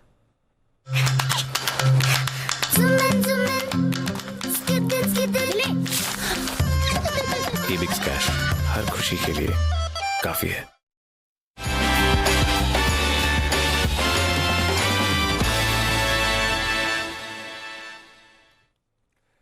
सेठी साहब, स्वागत है आपका, गुड आफ्टरनून। थोड़ा मूड माहौल बाजार का बिगड़ा हुआ है, क्या व्यू रख रहे हैं सर इस समय? Good afternoon Deepanshu. नहीं दीपांशु, बिल्कुल मैं भी इसी बात से सहमत हूँ कि बाजार में स्टॉक स्पेसिफिक अप्रोच रखनी है। अच्छी क्वालिटी के स्टॉक्स को इन करेक्शन के बाद धीरे धीरे करके एक्यूमुलेट करना चाहिए। और मुझे लगता है ये भी, जैसे ये कोरोना की जो डर लगा हुआ है वो भी जैसे आया वैसे जाएगा, और थोड़ा पेशेंस रखना पड़ेगा। बट ये जो लेवल्स है यहाँ पे मुझे लगता है एक स्टैगर्ड रूप में अच्छे क्वालिटी के स्टॉक्स में खरीदारी करनी चाहिए। बिल्कुल, स्टैगर्ड रूप में अच्छे क्वालिटी स्टॉक्स पे करें खरीदारी। तो बताएं सेठी साहब, आज की क्या स्ट्रैटेजी है? दीपांशु, आज के लिए 2 स्टॉक है, दोनों कैश मार्केट के स्टॉक है, दोनों में खरीदारी करनी है। जो पहला स्टॉक है, स्टॉक का नाम है VA टेक वबाग, जो WABAG वबाग नाम से सिंबल है, NSE में ट्रेड होता है। स्टॉक का भी प्राइस चल रहा है 339 रुपए का। एक भारत की लीडिंग कंपनी है जो कि ग्लोबली प्रेजेंट है, और ये काम करती है वाटर सॉल्यूशंस प्रोवाइड करने का, जिसमें वाटर ट्रीटमेंट, फिर डिसैलिनेशन, एफ्लुएंट ट्रीटमेंट और वाटर रिक्लेमेशन, इन सब सेगमेंट्स के लिए काम करती है। 20 से ज्यादा देशों में कंपनी काम कर रही है, 100 से ज्यादा पेटेंट है, 90 साल से ज्यादा का एक्सपीरियंस है। कंपनी की एक जबरदस्त 9,600 करोड़ की ऑर्डर बुक है और अच्छी एक स्ट्रॉन्ग ऑर्डर पाइपलाइन भी है। फिर ये जो नमामि गंगे प्रोजेक्ट है गवर्नमेंट का, उसकी एक मेजर बेनिफिशियरी है। फिर जो जल जीवन मिशन के लिए भी जो सरकार ने एक इंक्रीज एलोकेशन निर्धारित किया है, उसका भी एक बड़ा फायदा इस कंपनी को हो रहा है। तो फंडामेंटली एक सॉलिड कंपनी है। और आजकल ये कंपनी कई सारे जो शहर है वहाँ पे म्यूनिसिपैलिटी के साथ एनुअल कॉन्ट्रैक्ट भी करती है, जिसमें अभी इन्होंने आगरा और गाजियाबाद में किया है 150 करोड़ पर एनएम का फॉर द नेक्स्ट 10 ईयर्स। तो इस तरह की एन्युटी इनकम भी जनरेट कर रही है। बाकी फंडामेंटल्स अच्छे हैं। सितंबर क्वार्टर भी बहुत अच्छा था, 25 करोड़ का पैट था, जो कि पिछले साल सितंबर क्वार्टर में 13 करोड़ का पैट था। FIDIs भी बुलिश है, उनकी 20.8% की हिस्सेदारी, और सितंबर क्वार्टर में उन्होंने हिस्सेदारी बढ़ाई है। फिर बाजार के दिग्गज राकेश झुंझुनवाला जी की 8.04% स्टेक है, आनंद जैन जी ने 1.61% स्टेक ली हुई है, और Massachusetts institute of technology US का MIT, वो भी अराउंड 2.52% स्टेक ओन करता है। तो इस तरह की दमदार फंडामेंटल्स वाली एक बहुत ही अच्छे सेक्टर में अच्छी ग्रोथ पोटेंशियल वाली कंपनी है, तो यहाँ पे खरीदारी करने की सलाह है। आज के गिरे हुए बाजार में 338-39 के लेवल पे लेना है, 360 का टारगेट और 330 का स्टॉप लॉस रखना है। बिल्कुल, तो 360 का टारगेट, 330 का स्टॉप लॉस खरीदारी करनी है आपको वाटेक वॉबैग पर। दूसरा कॉल सिटी साहब। दूसरा स्टॉक का दीपांशु है एवरेस्ट इंडस्ट्रीज, जो कि अभी 387 के लेवल पे ट्रेड कर रहा है। ये कंपनी भी फंडामेंटली एक अच्छी कंपनी है, जो कि लीडर है बिल्डिंग प्रोडक्ट सेगमेंट और प्री इंजीनियर्ड स्टील बिल्डिंग्स बनाने के कारोबार में। पूरे भारत में अराउंड 7,000 इनके डीलर्स है, 1 लाख गाँवों में और 600 शहरों में प्रेजेंट है ये कंपनी। बाकी ये जो प्री इंजीनियर्ड बिल्डिंग्स बनाती है वो L&T के लिए, गोदरेज के लिए, रिलायंस के लिए भी काम करती है। और मैं रियल एस्टेट सेक्टर पे भी बुलिश हूँ और उसका ही एक फायदा इसको भी मिलना है। जिस तरह से रियल एस्टेट की डिमांड बढ़ रही है, होम लोन की दरें कम है, कई स्टेट्स ने स्टैम्प ड्यूटी वगैरह कम की है, कई ने सर्कल रेट कम किए हैं, तो इन सबको देखते हुए रियल एस्टेट और उससे रिलेटेड जो सेक्टर्स है उससे बुलिश हूँ। कंपनी के फंडामेंटल्स अच्छे हैं, सितंबर तिमाही भी अच्छी थी, अच्छे return ratios, return on capital employed around 18%, negligible debt है 0.04 का, और प्रोमोटर्स की भी अच्छी खासी 51% के आसपास हिस्सेदारी है, कुछ भी प्लेज नहीं है। तो ऑल इन ऑल इस तरह के स्टॉक्स इस बाजार में कंफर्ट देते हैं, तो यहाँ पे खरीदारी करने की सलाह है। और मेरा इसमें शॉर्ट टर्म का टारगेट है 410 रुपए का और 380 का स्टॉप लॉस रखना है। ओके, 410 का टारगेट, 380 का स्टॉप लॉस, ये है आपके लिए सेठी साहब की तरफ से वाटेक वॉबैग और एवरेस्ट इंडस्ट्रीज। अच्छा सेठी साहब, एक और स्टॉक जिस पर आपकी राय लेनी थी, अभी कुणाल जी से मैं चार्ट पर पूछ रहा था, सोना BLW में डेटा देख रहा था हमारा, और जब से लिस्ट हुआ है आपके कन्विक्शन आइडियाज में रहा है, और इस हफ्ते भी जब बाजार उतार चढ़ाव वाला था 10% की तेजी दिखी है, इस महीने अच्छा एक्शन है, लिस्टिंग से भी डबल हो गया है। क्या चल रहा है सर इस सोना BLW में? दीपांशु, बहुत दमदार कंपनी है और इस स्टॉक में बिल्कुल बाई एंड फॉरगेट जैसा स्टॉक है। ये प्योरली इलेक्ट्रिक व्हीकल्स का प्ले है। मैं इस कंपनी के डिटेल्स देख रहा था, करीबन 10 प्रोडक्ट बनाती है जो इलेक्ट्रिक व्हीकल्स को कैटर करने के लिए। फिर टेस्ला ने भारत में जो 3 कंपनियां आइडेंटिफाई करी है अपने ऑटो कंपोनेंट सोर्स करने के लिए, उसमें वन ऑफ द 3 कंपनीज में सोना BLW भी है। बाकी इन्होंने ये जो इनके नाम में सोना कॉमस्टार है, सोना कॉम्स के नाम से ये ट्रेड होती है। कॉमस्टार जो कंपनी है इसका अधिग्रहण करने के बाद इनके अब प्लांट एक मेक्सिको में भी है, एक चाइना में भी है, और बाकी सॉलिड मार्जिन है, 28% के मार्जिन है इस कंपनी के, जो कि ऑटो कंपोनेंट इंडस्ट्री में देखने को नहीं मिलते। रिटर्न ऑन कैपिटल एम्प्लॉयड है अराउंड 20% का। मुझे लगता है इस स्टॉक को करंट लेवल्स पे भी या कोई भी गिरावट में लेके 3-5 साल के लिए बिल्कुल पोर्टफोलियो में रखना चाहिए। 3-5 साल के लिए पोर्टफोलियो का स्टॉक है, भाव पे लीजिए और फिर उसे भूल जाइए। ये है आपके लिए सोना BLW और सेठी साहब की तरफ से 2 बेहतरीन कैश कॉल्स, वाटेक वॉबैग और एवरेस्ट इंडस्ट्रीज। शुक्रिया सेठी साहब हमारे साथ जुड़ने के लिए और बाजार पर अपनी राय देने के लिए। कमजोरी थोड़ी और बढ़ती हुई दिख रही है, अब 17,200 पर निफ्टी सपोर्ट लेने की कोशिश कर रहे हैं, 300 का सपोर्ट होल्ड नहीं कर पाया, उसके बाद से हमने थोड़ी तेज गिरावट देखी है। बैंक्स पर उतना दबाव नहीं है, बट इंडेक्स कंपोनेंट्स पर अगर आप देखें तो ज्यादा प्रेशर आपको बनते हुए दिख रहा है, led of course by Reliance industries जो अब 3% नीचे है। कोटक बैंक, किरण जी की सेल कॉल, वहां पर भी आपको प्रेशर बनते हुए दिख रहा है। ITC बंसल जी थोड़ा एक्शन में आया था, थोड़ी एक होप दिखी थी, 227 228 तक गया था, वापस फिसला है ITC, और कंट्रीब्यूटर्स में देखें तो ITC का भी योगदान है। क्या राय है सर ITC पर 222 पे? देखिए दीपांशु, जिन्होंने ट्रेडिंग के नजरिए से लिया है उनको निकल जाना चाहिए। कल के लोस के नीचे स्टॉक निकलने वाला है। जिन्होंने भी कल परसों में लिया होगा, स्टॉप लॉस ट्रिगर हो रहा है। इसके सिवाय दीपांशु कुछ नहीं करना है, ना शॉर्टिंग की राय नहीं है, बट जिन्होंने ले रखा है ट्रेडिंग के नजरिए से लॉन्ग को एग्जिट कर दे। बिल्कुल, ट्रेडिंग के नजरिए से लॉन्ग्स को एग्जिट करें। इन्वेस्टमेंट एक अलग चीज है, ट्रेडिंग के हिसाब से देखें तो कोई भरोसा नहीं है। एक और space Bajaj Finserv, Bajaj Finance, Wagle साहब दोनों पर प्रेशर आते हुए दिख रहा है, और हमने देखा कि इस हफ्ते जब बाकी बैंक्स और फाइनेंशियल्स वीक थे तो बजाज फाइनेंस और बजाज फिनसर्व ने बाजार को सहारा दिया था, पर आज ये भी लुढ़कते हुए दिख रहे हैं। क्या चल रहा है सर इन चार्ट्स में? दीपांशु, अगर आप थोड़ा सा लंबे अरसे का चार्ट देखेंगे बजाज फाइनेंस में, मुझे अभी भी लगता है कि ऊपर में सेलिंग आना चाहिए। 7,290 का वो लेवल है, आज का हाई 7,250 का है, तो मुझे नहीं लगता ये 7,300 इजीली क्रॉस करेगा। रिलेटिवली बजाज फिनसर्व में ज्यादा स्ट्रेंथ है, लेकिन बजाज फाइनेंस में मेरा मानना है कि ये 7,000 के नीचे जाएगा, और ये होते 6,700 6,600 तक ये नीचे जा सकता है, तो लॉन्ग करना अवॉइड करना चाहिए ये लेवल। ओके, तो लॉन्ग तो अवॉइड है ही और यहाँ से गिरने के लिए भी तैयार हो सकता है बजाज फाइनेंस। अच्छा विश्वेश जी, एक बार IEX इंडियन एनर्जी एक्सचेंज इसको देखिए, आज बोनस के लिए एडजस्ट हुआ है, 2:1 का बोनस था, तो वैसे देखेंगे तो कल के प्राइस से 65% नीचे है, बट आज सुबह एडजस्टमेंट के बाद दमदार तेजी आई, 11-12% ऊपर गया, वहां से थोड़ा करेक्ट हुआ और अभी भी अपने लेवल्स होल्ड कर रहा है। तो अब क्या व्यू बनता है, एडजस्टमेंट भी हो गया है, फ्रेश व्यू कोई IEX पर?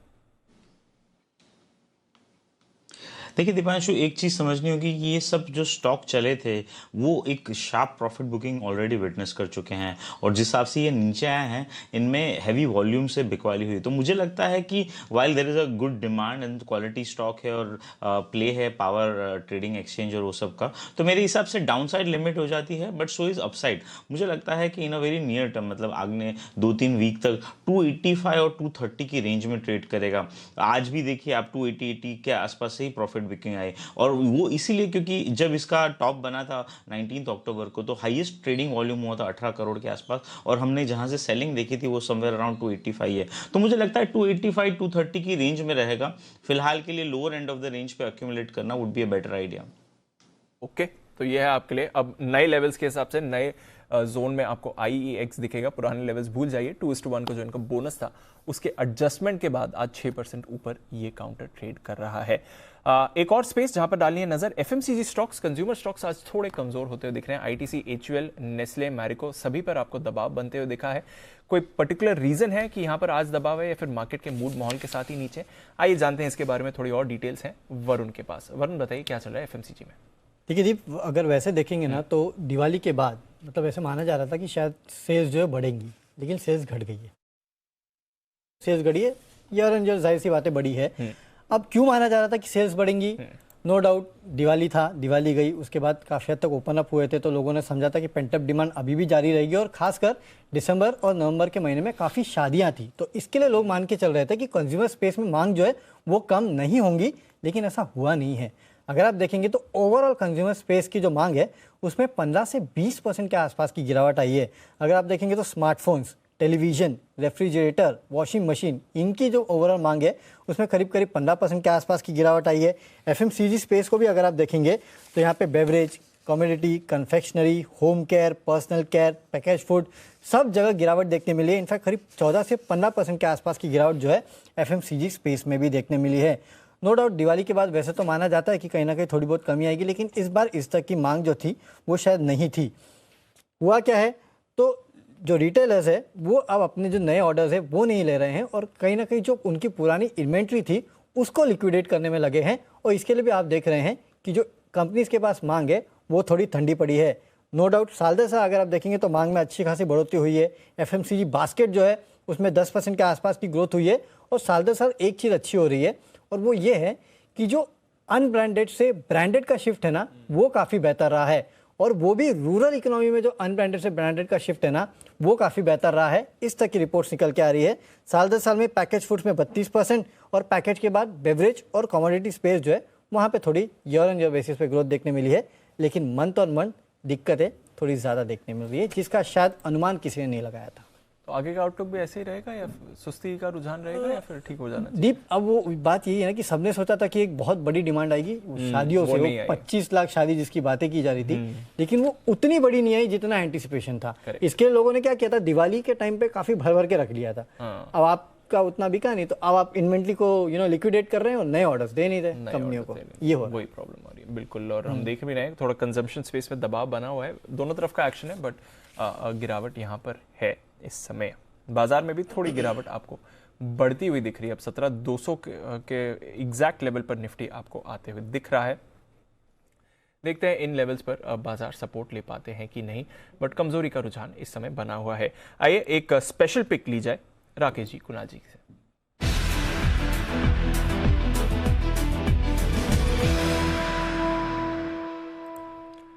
बताएं सर। दीपांशु, ये स्पेशल पिक वाला स्टॉक स्पेशल इसलिए क्योंकि ये सारे लेवल्स, मतलब कि सब कुछ लेवल्स तोड़ चुका है। काफी बड़ी कंसोलिडेशन से स्टॉक निकल रहा है। स्टॉक है वोडाफोन आइडिया। एक तो गिरते बाजार के अंदर स्टॉक एक पॉजिटिव ब्रेकआउट दिखा रहा है, तो ये अपने आप में एक बड़ी बात है। प्लस में एक ब्रेकआउट है, अब ये कुणाल जी बताएंगे, एक ग्रामाफोन ब्रेकआउट है, डायमंड प्लेटिनम कौन सा वाला ब्रेकआउट है। बट बड़े चार्ट्स पर एक बड़ी इंटेंसिटी का ब्रेकआउट है वोडाफोन आइडिया में। ओवर टू कुणाल जी।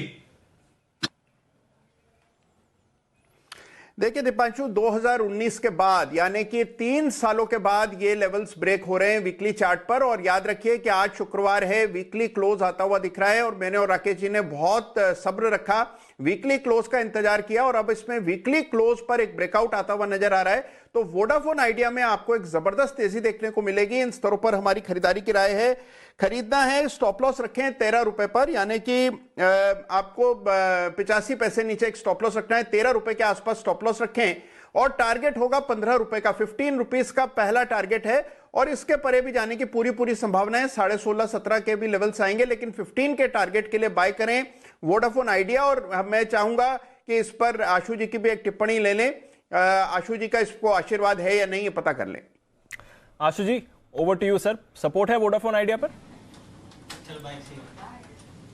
दीपांशु बिल्कुल 200% है। जो प्राइस एक्शन देखा है वोडाफोन जैसे स्टॉक में, इसका मतलब इसमें कुछ बहुत मेजर टर्न अराउंड आ रहा है जो कि हमारे को आने वाले दिनों में पता चलेगा। तो ये तो मतलब फर्स्ट टाइम एवर जिस तरह से इसमें दिखा है और ऐसी मार्केट के अंदर, तो इसमें कोई डाउट ही नहीं है। मैं 100% नहीं 200% कुणाल जी और राकेश जी के साथ हूं कि बिल्कुल वोडाफोन आइडिया में बाइंग करनी चाहिए। और मैंने दीपांशु अभी इंडिया बुल हाउसिंग के लिए भी बोला था, और ये स्टॉक्स में सबसे बड़ी बेनिफिट यही है कि ये बैन के अंदर है, तो जिसमें दम है वो कैश की डिलीवरी उठाए, ज्यादा ट्रेड करना चाहना ज्यादा उठाए, तो बेनिफिट पैसे लगाने वाले को मिलेगा इन दोनों स्टॉक्स में। आइडिया भी बैन में है, बहुत अच्छी बात है, और इंडिया बुल हाउसिंग भी बैन में, अच्छी बात है, स्टॉक के लिए और ज्यादा स्ट्रेंथ लैंड करता है ये बात। तो बिल्कुल पूरा सपोर्ट है आशु जी का। और कुणाल जी, 200% सपोर्ट और चाहिए सर, ये काफी रहेगा ये और ऊपर ले जाने के लिए वोडाफोन को?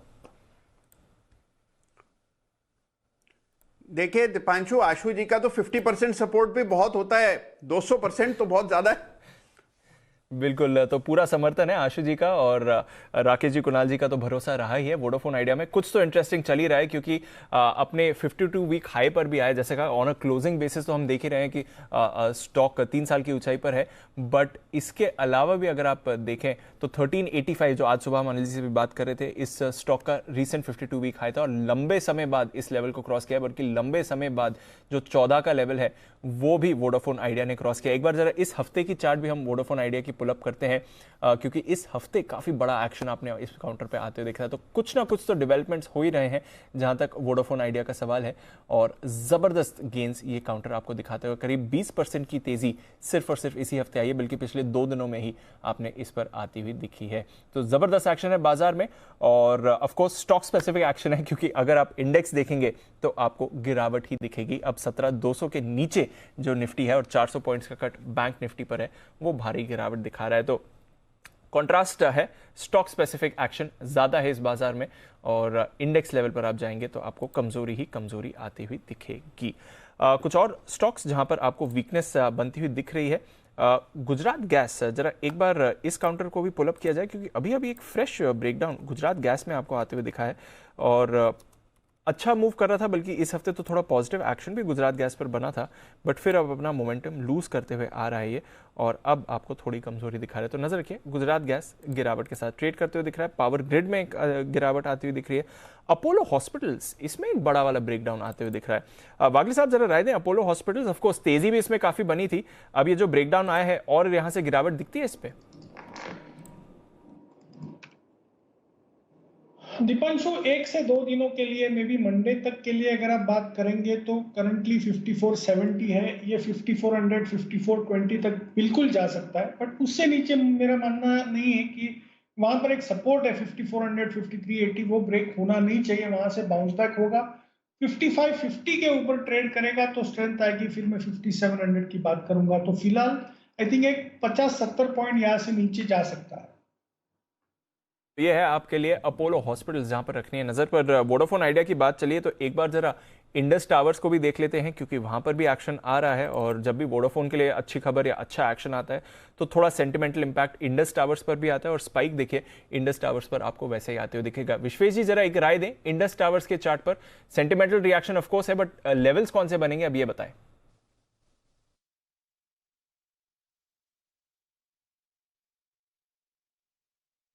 जी आपका ऑडियो म्यूट हो गया सर।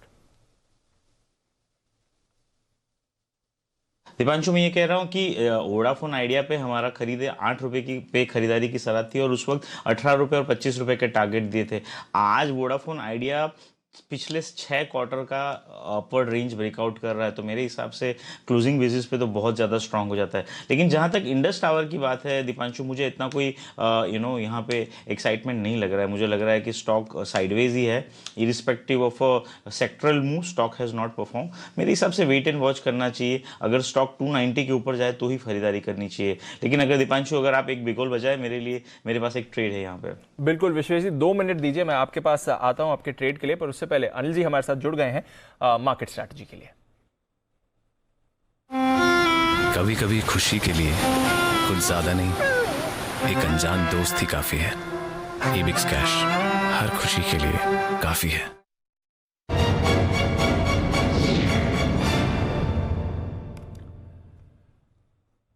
अनिल जी, जो आज सुबह आपकी और हमारी बात हो रही थी, आपने कहा भी था स्टार्टिंग में कि अब ऊपर पर आपको हल्का रहना है, मुनाफा बुक करना है, बाजार का गिरने का इंतजार करें। बिल्कुल वैसा हो रहा है। डेज लो पर है बाजार, अभी 17,200 निफ्टी ने तोड़ा था, एग्जैक्टली 17,200 के लेवल पर है, 1% से ज्यादा की गिरावट। और बैंक निफ्टी देखेंगे तो 36,120 के लेवल पर है, 400 अंकों की गिरावट यहां पर भी आ रही है, डेज लो वहां पर भी। ग्लोबल मार्केट्स ठीक ठाक है सर। डाउ फ्यूचर्स करीब 50 अंक ऊपर है, ये भी थोड़ा वॉलेटाइल हो रहा है, अभी गिरा भी था, रिकवर होकर 50 पॉइंट्स ऊपर है डाउ फ्यूचर्स। नैस्डैक फ्यूचर्स आज हल्की गिरावट दिखा रहा है। यूरोप में आधे % तक की तेजी है, बट वहां पर भी ऊंचाई से गिरावट ही आती हुई दिखी है। तो थोड़े वॉलेटाइल ग्लोबल मार्केट्स हैं, पर हमारे बाजार डेज लो पर हैं सर। बताएं क्या करना है।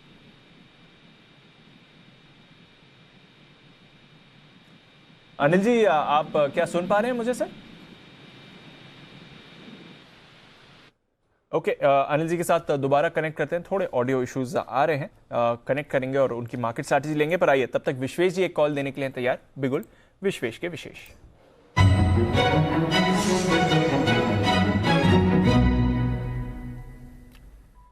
बताएं विश्वेश जी। दीपांशु, शॉर्ट करना है कैनफिन होम का फ्यूचर जो 585 के आसपास चल रहा है।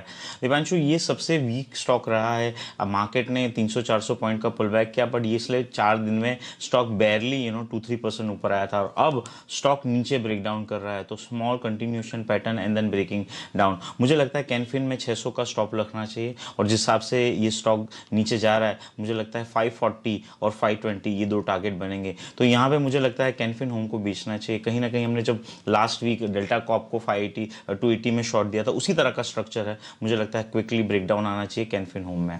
ब्रेकडाउन कैनफिन होम्स बिकवाली की राय, 600 के स्टॉप लॉस के साथ बेचें इसे। पर आइए, अनिल जी हमारे साथ फिर से जुड़ गए हैं। सर, मैं बता रहा था डेज लो पर है बाजार, अभी और एक थोड़ी शार्प सेलिंग आई, 17,200 पर है निफ्टी, 200 पॉइंट्स की गिरावट। और निफ्टी बैंक 36,150 पर है, 350-400 पॉइंट्स की गिरावट अभी हमने देखी है। अमेरिकी फ्यूचर्स थोड़े वॉलेटाइल हैं, डाउ फ्यूचर्स भी ऊपर से फिसले हैं, अब सिर्फ 50 अंक ऊपर हैं। नैस्डैक फ्यूचर्स अब नेगेटिव टेरिटरी में आ गए हैं। यूरोप के बाजार वैसे पॉजिटिव हैं, बट ऊंचाई से ये भी फिसलते हुए दिखे हैं। तो ग्लोबल मार्केट्स थोड़े वॉलेटाइल हैं, हमारे मार्केट्स डेज लो पर हैं। सर, क्या करना है इस समय?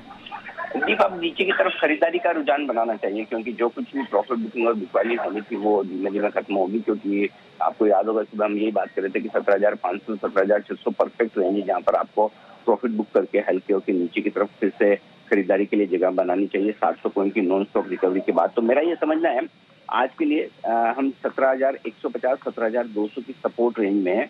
तो 17,150 17,160 परफेक्ट प्लेस से खरीदारी करने के लिए अगर वहां मिलता है तो 17,200 के नीचे से खरीदारी का मन बनाना चाहिए। और अगर आखिरी आधे के पौन घंटे में अगर जरूरत से ज्यादा बाजार खराब हो जाए, 17,050 के आसपास आए तो और अच्छा मौका होगा। तो मेरे ख्याल से ये जो रेंज है 17,050 से 17,200 की, ये खरीदारी की रेंज है। तो धीमे धीमे आप अपनी शॉर्ट भी काटिए, खरीदारी भी कीजिए। 17,400 ऊपर की तरफ रुकावट का लेवल है, उसको पार करना मुश्किल होगा। वहां पर आज अच्छी खासी कॉल राइटिंग हुई है। तो ब्रॉडली इस रेंज को आपको ट्रेड करना है और फिर से आप हल्की फुल्की खरीदारी और शॉर्ट कवरिंग कर सकते हैं। इसकी एक रीजन और भी है, अगर आप एफएनओ डेटा देखेंगे और जिस डेटा के दम पर हम सुबह बात कर रहे थे कि हल्का करेक्शन आना चाहिए, फुट कॉल रेशियो जो तेजी से बढ़ के आया दीप, इंट्राडे में फुट कॉल रेशियो 1 पर आ गया है, यानी कि लगभग 40-45 basis point foot call ratio घट गया है, यानी कि बाजार लॉन्ग साइड पर थोड़े से हल्के हो गए हैं। तो अब यहाँ पर शॉर्ट कवरिंग करने में और हल्की फुल्की खरीदारी करने में हर्ज नहीं। अगर हम 17,150 17,200 के ऊपर बंद होते हैं तो कोई खास दिक्कत वाली बात है नहीं। जहां तक बैंक निफ्टी का सवाल है 36,025, 36,175 ये सपोर्ट जोन है और उसके बेहद करीब इस वक्त बैंक निफ्टी ट्रेड कर रहा है। तो अगली कमजोरी आप तभी देखेंगे जब 35,900 के नीचे ट्रेड करे, वो मुझे लगता नहीं है। तो बैंक निफ्टी में भी ये नीचे की जो रेंज आ रही है ये धीमे धीमे शॉर्ट कवरिंग और फ्रेश खरीदारी करने की है। बस यही कि बड़ा एग्रेसिवली ना खरीदें क्योंकि वीकेंड है, पता नहीं सोमवार को कहीं कोई ओमिक्रॉन को लेकर या कोई ऐसी खराब खबर सुनने को मिल जाएगा, तो वो रिस्क जरूर रहती है।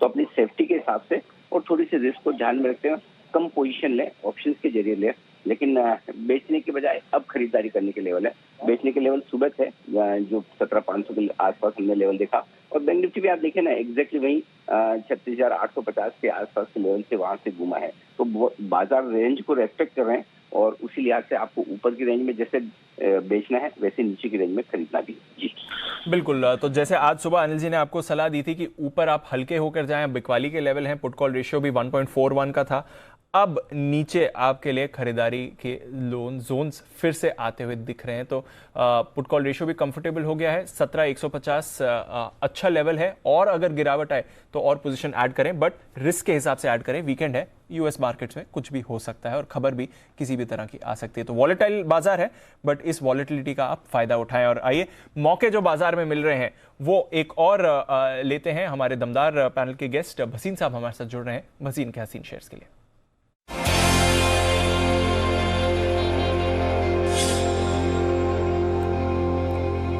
स्वागत है भसीन साहब, गुड आफ्टरनून। थोड़ा वीकेंड सेशन से पहले बाजार में गिरावट हुई है, ऊपर से हल्के हुए हैं, एक बार जरा मार्केट पर अपना व्यू दे सर।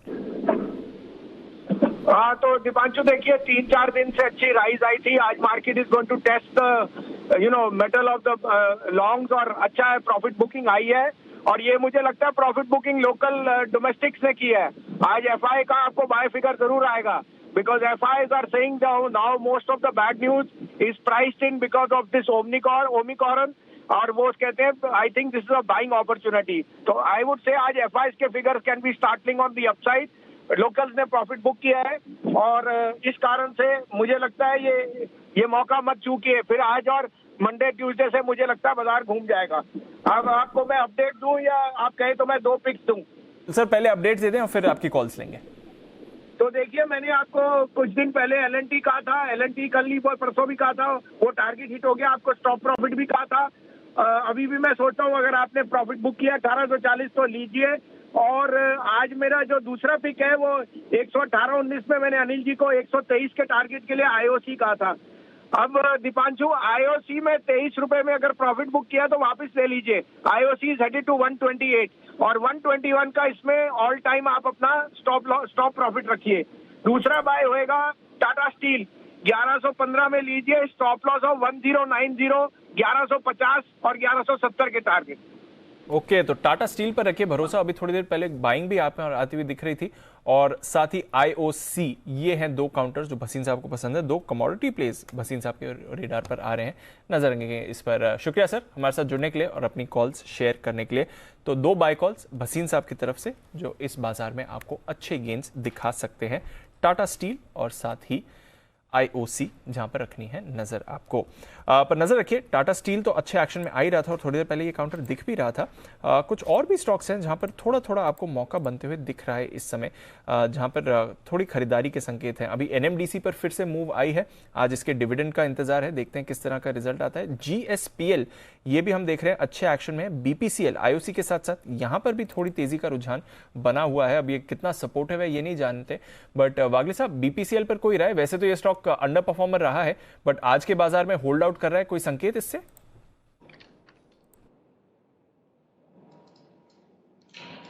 दीपांशु माइल्डली पॉजिटिव मैं कहूंगा।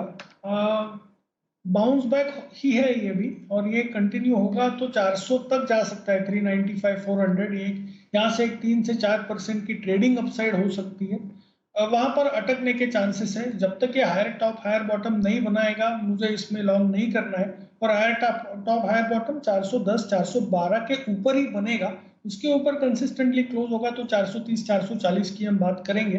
तब तक मुझे लगता है ऊपर में बेचना चाहिए, ये 400 इतने इजीली क्रॉस नहीं करेगा। ओके, तो 400 इजीली क्रॉस नहीं करेगा, थोड़ी अपसाइड आपके पास 400 तक इसमें दिखती है, उसके बाद सस्टेन करेगा या नहीं, ये इंटरेस्टिंग रहेगा। बट आईओसी पर रखिए नजर। जीएमआर इंफ्रा, ये एक और काउंटर है, हमारे एक्सपर्ट्स के रेडार पर रहा भी है और आज फिर से एक ब्रेकआउट दिखाते हुए दिख रहा है। बंसल जी, जरा जीएमआर पर राय दें, यहां से और फिर एक्शन बढ़ेगा इस पे? देखिए दीपांशु, कल भी मैंने इस पर राय दी थी खरीदारी की, तो जिनके पास है दीपांशु क्लियरली होल्ड करें।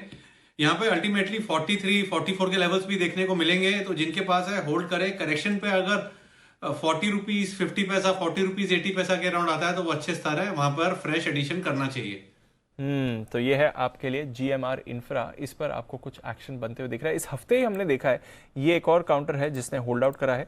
कमजोर बाजार हो पर उसमें भी जीएमआर इंफ्रा जैसे काउंटर्स में आपको तेजी बनती हुई दिखी है। पीरामल एंटरप्राइजेस में भी थोड़ा एक्शन बनते हुए दिखा है और यहाँ पर भी आई थिंक पिछले 2 दिनों से वॉल्यूम्स काफी बड़े हुए हैं और आज भी ये पॉजिटिव था, ऊपर से थोड़ा फिसला बट वापस अब नीचे से थोड़ा सपोर्ट लेने की कोशिश पीरामल एंटरप्राइजेस करते हुए दिखा रहा है। किरण जी, कोई राय इसके चार्ट पर पीरामल? दीप, इम्पोर्टेंट जो सपोर्ट था, जो जहां पे ब्रेक डाउन मिला था, वो लेवल था लगभग 2550, 2560, जहां पे ब्रेकआउट मिलने के बाद सब 2400 लेवल्स तक गया। पुल बैक में वापस वही लेवल्स टेस्ट करते हुए हम आए हैं। तो मेरा मानना है कि इधर थोड़ा सा कंसोलिडेट होना चाहिए और फिर डायरेक्शन डिसाइड होगा। अभी के लिए मुझे लगता है कि थोड़ा सा नेगेटिव बायस से ही ट्रेड कर रहा है on the long term charts. तो अभी के लिए मेरा मानना है कि अवॉइड लिस्ट में रहेगा अभी के लिए। अगर ये 2600 के ऊपर चलता है तो फिर एक बेयर ट्रैप बनेगा, नहीं तो वापस एक बार नीचे आने की प्रोबेबिलिटी बनती है। तो अभी के लिए तो अवॉइड लिस्ट में रहेगा, थोड़ा सा ऑब्जर्व करके नेक्स्ट ब्रेकआउट पे ट्रेड करने की सलाह होगी। तो नेक्स्ट ब्रेकआउट का करें इंतजार। ये है आपके लिए पीरामल एंटरप्राइजेस, जहां पर आपको एक्शन बनते हुए दिख रहा है। पर एक्शन सिर्फ सेकेंडरी मार्केट्स में नहीं है, प्राइमरी मार्केट्स में भी भरपूर है। आज हम देख रहे हैं दमदार सब्सक्रिप्शन के साथ टेगा इंडस्ट्रीज बंद होने वाला है। आनंद राठी का आईपीओ को अच्छा सब्सक्रिप्शन मिला, स्टार हेल्थ को उतना नहीं मिला, बट ये महीना आईपीओ के लिए दमदार रह सकता है और आने वाला हफ्ता आईपीओ के लिए दमदार रह सकता है। कौन से आईपीओ हैं जो आने वाले हफ्ते में खुलेंगे, बाजार में आएंगे और कहां पर रखनी हमें नजर आई, इसके बारे में एक बार जान लेते हैं कुशल गुप्ता के साथ। कुशल, बताइए कौन से और इश्यूज आने की तैयारी में है? देखिए, काफ़ी पावर पैक्ड दिसंबर है। ओवरऑल भी अगर आप देखें तो 7 कंपनियां जो है करीब 19,000 करोड़ रुपए के आईपीओ लाने वाली है। और यहाँ पर आपने देखा कि स्टार हेल्थ का भी आईपीओ आया, टेगा इंडस्ट्रीज की आपने अभी बात की, और यहाँ पर अगले हफ्ते 3 और आईपीओ जो है आने की तैयारी में है, जिसमें सबसे पहला है रेट गेन। इसकी डेट फिक्स हो चुकी है, 7 से 9 दिसंबर के बीच ये आईपीओ आएगा। साथ ही श्रीराम प्रॉपर्टी 8 से 10 दिसंबर के बीच ये टेंटेटिव शेड्यूल है। और साथ ही जो मेट्रो ब्रांड है जिसमें राकेश झुंझुनवाला की हिस्सेदारी है, यहाँ पर भी 10 से 14 दिसंबर तक ये टेंटेटिव जो है डेट आती हुई नजर आई है। अब यहाँ पर कुल इशू साइज अगर आप देखेंगे तो रेट गेन का करीब 1336 करोड़ रुपए का आईपीओ है। साथ ही श्रीराम प्रॉपर्टी 800 करोड़ रुपए का आईपीओ ला रही है और मेट्रो ब्रांड 1000 से 1200 करोड़ रुपए जो है इस इशू के जरिए जो है टारगेट कर रहे हैं। रेट गेन ट्रैवल की बात करें तो कंपनी एक लीडिंग डिस्ट्रीब्यूशन टेक्नोलॉजी कंपनी है। In fact software as a service जो है ये कंपनी प्रोवाइड करती हुई नजर आती है और देश की ये ट्रैवल एंड हॉस्पिटैलिटी इंडस्ट्री में सैस सबसे बड़ी कंपनी है। साथ ही जून 2021 तक कंपनी ने 1400 ग्राहकों को ऑलरेडी सर्विस दे दी है। तो डेफिनेटली एक जो है इनके पास अच्छा इतिहास है कस्टमर्स को, क्लाइंट्स को सर्विस करने का। साथ ही श्रीराम प्रॉपर्टी आप देखिए दक्षिण भारत में 5 सबसे बड़ी रेसिडेंशियल रियल एस्टेट कंपनियों में से एक है, तो यहाँ पर भी नजर रखनी होगी। और साथ ही मेट्रो ब्रांड्स, अंत में मैं बात कर रहा था, यहाँ पर कंपनी जो है रिटेल फुटवेयर के कारोबार में है। दिग्गज निवेशक राकेश झुंझुनवाला जी की यहाँ पर करीब 15% हिस्सेदारी है और मार्च 2021 तक कंपनी के पास ऑलरेडी 586 स्टोर है 134 शहरों में। तो काफ़ी बड़ा जो है इनका डिस्ट्रीब्यूशन नेटवर्क है और कहीं ना कहीं जो स्टोर काउंट है वो भी काफ़ी सिग्निफिकेंट है। और आईपीओ के बाद जो इनके पास पैसे आएंगे उसके बाद फर्दर ये उसको कैसे यूज़ करते हैं वो देखना होगा। बिल्कुल, तो 3 और आईपीओ आने की तैयारी में है अगले हफ्ते और अलग अलग स्पेसेस हैं। ये इंटरेस्टिंग, तीनों अलग अलग स्पेसेस से हैं, बहुत ही डाइवर्स जो है यहाँ पर बिजनेस प्रोपोजिशंस आ रहे हैं।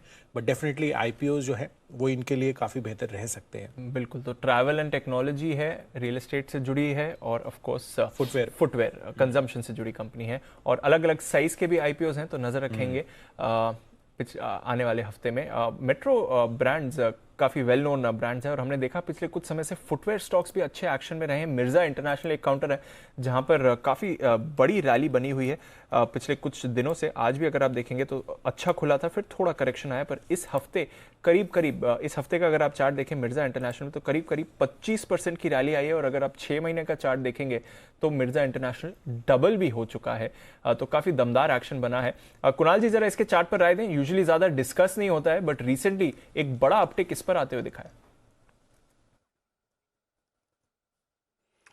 देखिए काफी बड़ा मिस रहा ये दीपांशु। एक बहुत ही क्लियर एकदम परफेक्ट ब्रेकआउट आया था इसमें जब स्टॉक ने लगभग 70-75 रुपए के लेवल्स को वीकली चार्ट पर पार किया और उसके बाद हमने देखा 2-3 सप्ताह में स्टॉक का भाव 107 हो गया है। तो मुझे लगता है इन स्तरों पर भी अगर आपके पास है बिल्कुल बने रहें, ट्रेलिंग स्टॉप लॉस रखें। बहुत बड़ी अंडर परफॉर्मेंस स्टॉक ने दिखाई है तो यहां पर एक बड़ा कैचअप हो सकता है जिसमें मुमकिन है कि 130-35 के भाव भी आ जाएं, लेकिन नई खरीदारी की राय इन स्तरों पर डेफिनेटली नहीं है। अगर आपके पास है तो बने रहें, अन्यथा वेट एंड वॉच करें, कहीं और मौका तलाश।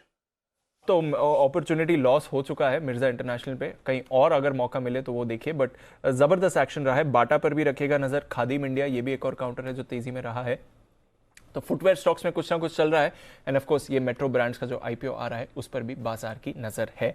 एक और स्टॉक जो आज सुबह जैन साहब ने रेकमेंड किया था, जैन के जेम्स में जिंदाल पॉली, जरा इसको पुल अप करिए। जबरदस्त एक्शन इसमें आते हुए दिखा। अभी थोड़ी देर पहले 13% ऊपर ये काउंटर दिखा रहा था, अभी भी अगर आप देखें तो 10% की तेजी आ रही है।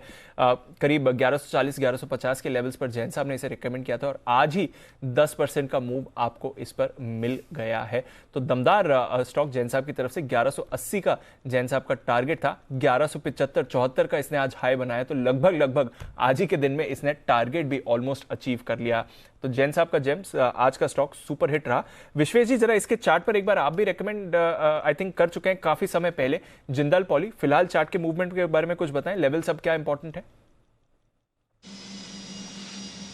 2 बार रिकमेंड किया था दीपांशु, एक बार 450 में और दूसरी बार 800 में। देखिए मुझे लगता है कि 1000 के ऊपर आज अगर ये वीकली क्लोज दे रहा है तो दैट इज़ एक्सट्रीमली पॉजिटिव। और इनफैक्ट अभी तो 1140 के आसपास चल रहा है। मुझे लगता है अच्छी कंपनी है। आज का जो ट्रेडिंग वॉल्यूम है ऑलमोस्ट 12 लाख है, एवरेज वॉल्यूम शायद 2 लाख के पास होता है। मुझे लगता है स्टॉक में क्लोजिंग बेसिस पे प्राइस वॉल्यूम ब्रेकआउट माना जाएगा, लेकिन क्योंकि मार्केट थोड़ा सा सॉफ्टर है तो मैं ये कहूँगा कि 1100 के नज़दीक या 1080 के नज़दीक खरीदे तो ज़्यादा बेटर रहेगा। मुझे लगता है 1200-1250 हम कुछ वीक में एक्सपेक्ट कर सकते हैं।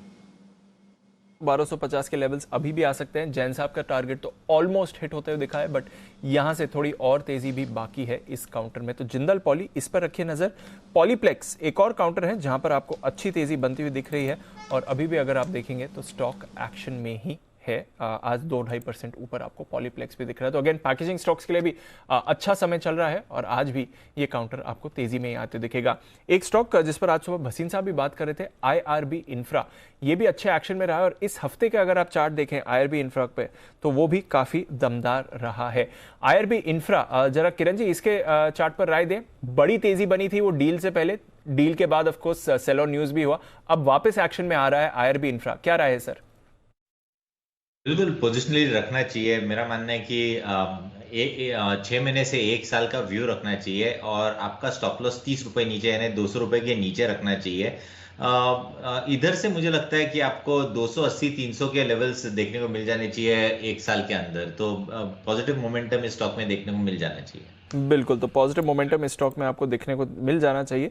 जबरदस्त एक्शन में आ रहा है IRB इंफ्रा, इस पर भी रखिए नजर रखिए। इंडेक्स पर बार बार वैसे मैं एक ही चीज बोल रहा हूं बट 17,200 के नीचे अब आपको निफ्टी आते हुए दिखेगा। तो थोड़ा जो अनिल जी भी कह रहे थे 17,200 के नीचे अगर बाजार आता है तो शायद आपके लिए एंट्री का मौका भी मिले, बट पोजीशंस लाइट रखिए, रिस्क के हिसाब से ही रखिए क्योंकि इस समय बाजार एडवेंचर लेने का नहीं है। थोड़ी सेफ्टी बनाए रखें और रिस्क अपनी पोजीशन अपनी रिस्क के हिसाब से ही आपको लेनी चाहिए। बट मेटल स्टॉक्स पे रखिए नजर, कुछ ना कुछ तो यहाँ पर होते हुए दिख ही रहा है। एक बार जरा NMDC पर वागले साहब की भी राय ली जाए। वागले साहब, डिविडेंड पर कुछ फैसला आने वाला है NMDC पर और उससे पहले स्टॉक थोड़ा एक्शन में है, इस पर इंपॉर्टेंट लेवल्स बताएं sir. Deepanshu, as a trader 150 के ऊपर ये निकलेगा तो 10 रुपए की मूव आ सकती है। 2 से 3 दिन के व्यू से पोजिशनल व्यू अगर आपको लेना है तो मैं समझता हूं यहाँ पर प्रीएम्प्ट करना चाहिए 143 के स्टॉप लॉस से 146, 147, 145 ये रेंज में बाय करें। 143 ये ब्रेक नहीं होना चाहिए और ऑन द अपसाइड 150 ब्रेक होता है तो 156 158 तक के लेवल्स 1 से 2 दिनों में आ सकते हैं। तो ये है आपके लिए NMDC। देखते हैं आज क्या फैसला आता है डिविडेंड को लेकर। जो इनका स्टील बिजनेस का डीमर्जर है, नई यूनिट्स ये जो लगा रहे हैं, उस पर लेकर कोई और अपडेट इनकी तरफ से आता है या नहीं, उसी पर बाजार की नज़र बनी होगी। तो NMDC इस पर है आपके लिए आज अच्छा एक्शन वोडाफोन आइडिया पर है। जस्ट एज एन अपडेट, अभी तो खैर आपके लिए कॉल भी आ गई है। 15 का टारगेट राकेश जी, कुणाल जी ने दिया है। फिलहाल 14.35 पर आपको स्टॉक आते हुए दिख रहा है। जबरदस्त एक्शन, 12% की तेजी। तो वोडाफोन आइडिया अब ये खबर पर बेस्ड है, कुछ सेंटिमेंट पर बेस्ड है, ये नहीं पता, बट एक्शन है भरपूर इस काउंटर में और वोडाफोन यहां से और तेजी पकड़ने की कोशिश करते हुए दिख रहा है। कुछ हाई बीटा काउंटर्स हैं जहां पर आपको कमजोरी आती हुई दिख रही है। टेक महिंद्रा, इस पर लग रहा था कि इस हफ्ते एक अच्छी मूव आ सकती थी किरण जी, और बाजार का भरोसा भी बना हुआ था। वो आज रिवर्स हो गई है, 1600 के नीचे है टेक महिंद्रा। जरा राय दे सर इसके चार्ट पर। टेक महिंद्रा में डबल बॉटम पैटर्न फॉर्मेशन हुआ है। वैसे भी एक ऑप्शन बैरियर 1640 का बहुत ही तगड़ा है, वो क्रॉस करना थोड़ा सा इजी नहीं होगा। तो मेरा मानना है कि थोड़ी सी प्रॉफिट बुकिंग देखने को मिल रही है। मार्केट भी थोड़ा सा करेक्ट हो रहा है, तो इधर से और थोड़ा सा नीचे आ सकता है 1580 के आसपास, जहां पे एक बार रिव्यू लेना चाहिए। लॉन्ग टर्म चार्ट्स बिल्कुल खराब नहीं हुए, तो लॉन्ग टर्म इन्वेस्टर्स के लिए कोई तकलीफ वाली बात नहीं है। पर शॉर्ट टर्म में मुझे लगता है थोड़ा सा पेन देखने को मिल सकता है और थोड़ी गिरावट देखने को मिल सकती है। ओके, तो ये है आपके लिए टेक महिंद्रा, जहां पर आपके लिए एक्शन बनते हुए दिख रहा है। थोड़ी और गिरावट इस पर आती हुई दिख रही है। सन फार्मा एक और काउंटर जहां पर आपको वीकनेस आती हुई दिखी। अगेन ये हफ्ता अच्छी शुरुआत हुई थी, सन फार्मा पे थोड़े बाय कॉल्स पिछले हफ्ते आते हुए दिख रहे थे, पर अब ये ट्रेंड रिवर्स होते हुए दिख रहा है। बंसल जी, सन फार्मा पर जरा राय दें। देखिए दीपांशु, इस स्टॉक ने अगर हम देखें तो टेक्निकली रैली लेता नहीं है, जब भी ब्रेकआउट होता है गिर जाता है, और आज इसके अंदर एक नेगेटिव क्रॉसओवर देखने को मिल रहा है। और टू मी तो ये एक परफेक्ट कैंडिडेट है बेचने के लिए। 763 के ऊपर का स्टॉप लॉस लगाना चाहिए। ब्रेकडाउन है नीचे की तरफ, और जिस तरीके का टेक्निकल स्ट्रक्चर है 720 718 के लेवल्स तक ये स्टॉक गिरने का दमखम रखता है। 720 718 तक के लेवल्स आपको इस पर आते हुए दिख सकते हैं। तो नजर रखिए, सन फार्मा फिलहाल अच्छे हालात नहीं है इसके पर। एक स्टॉक जहां पर आपको बढ़िया हालात दिखेंगे और वो है अंबर एंटरप्राइजेस। 6% की तेजी इस पर आती हुई दिख रही है। कुछ तो खबर है जिसकी वजह से स्टॉक रिएक्ट कर रहा है। आइए जानते हैं इसके बारे में कुशल के साथ। कुशल, क्यों भाग रहा है ये? देखिए, यहाँ पर एक खबर आती हुई दिखी है जहाँ पर इन्होंने जो एसी कंपोनेंट मैन्युफैक्चरर है, आप जानते ही हैं सभी की, अंबर एंटरप्राइजेस करीब 45% जो है इनका मार्केट शेयर है, और साथ ही एसी सेगमेंट से इनकी 55% रेवेन्यू आती है। और यहाँ पर इन्होंने 55 करोड़ में करीब 73% हिस्सेदारी जो है पैसियो इंडिया प्राइवेट लिमिटेड में खरीदी है। पैसियो इंडिया प्राइवेट लिमिटेड क्या करती है? आप देखिए, cross flow fans, plastic parts और साथ ही आउटडोर एसी यूनिट्स कंपनी बनाती है। इनफैक्ट ये प्लास्टिक कंपोनेंट्स भी बनाती है जिसके सीट्स, ट्रक्स, ट्रैक्टर्स और बस सेगमेंट्स जो हैं वहाँ पर ये डील करती हैं।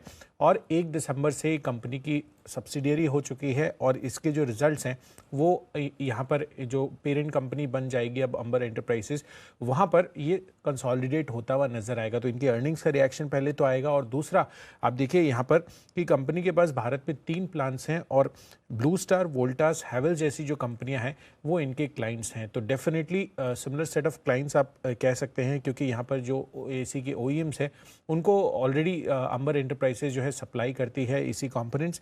और साथ ही सबसे बड़ी बात है कि क्रॉस सेलिंग का बेनिफिट जो है मिलता हुआ नजर आएगा, क्योंकि पैसियो इंडिया प्राइवेट लिमिटेड के भी जो क्लाइंट्स हैं उसको अंबर एंटरप्राइजेस अपने सेट ऑफ जो प्रोडक्ट्स है वो पास ऑन कर सकता है, और साथ ही जो बैकवर्ड इंटीग्रेशन होता हुआ दिखा है उससे भी कंपनी को काफ़ी बड़ा फायदा होगा। तो ओवरऑल ये सब क्यूज़ है जिस वजह से आप देखिए अंबर एंटरप्राइजेस बाजार की गिरावट को निगेट करता हुआ 6% की तेजी दिखा रहा है। तो इस एक्विजिशन से आप कह रहे हैं कि इन्हें आगे जाकर बहुत बड़े फायदे मिल सकते हैं? हाँ, बड़े फायदे मिलेंगे, और क्रॉस सेलिंग का तो डेफिनेटली काफ़ी बड़ा बेनिफिट मिल सकता है। ओके, तो अंबर एंटरप्राइजेस पर आज आपको बड़ा एक्शन बनते हुए दिख रहा है। 6-6.5% की तेजी इस पर आती हुई दिख रही है। करीब 200 रुपए का उछाल अंबर एंटरप्राइजेस पर है इस समय।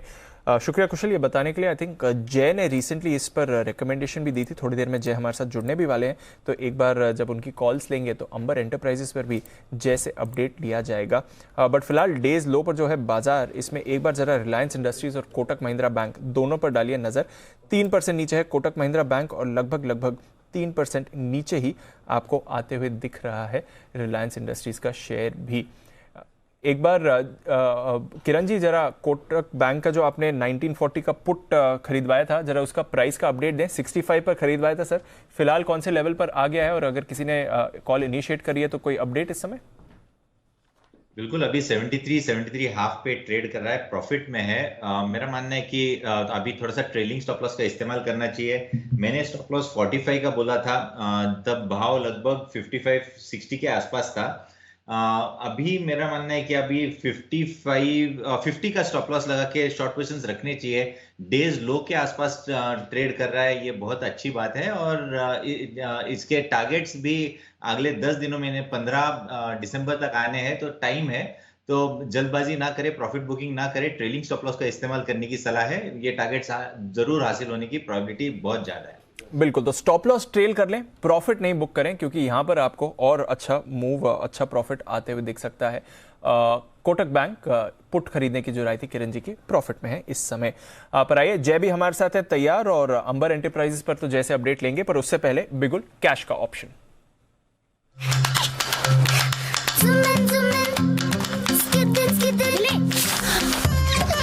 एबिक्स कैश हर खुशी के लिए काफी है।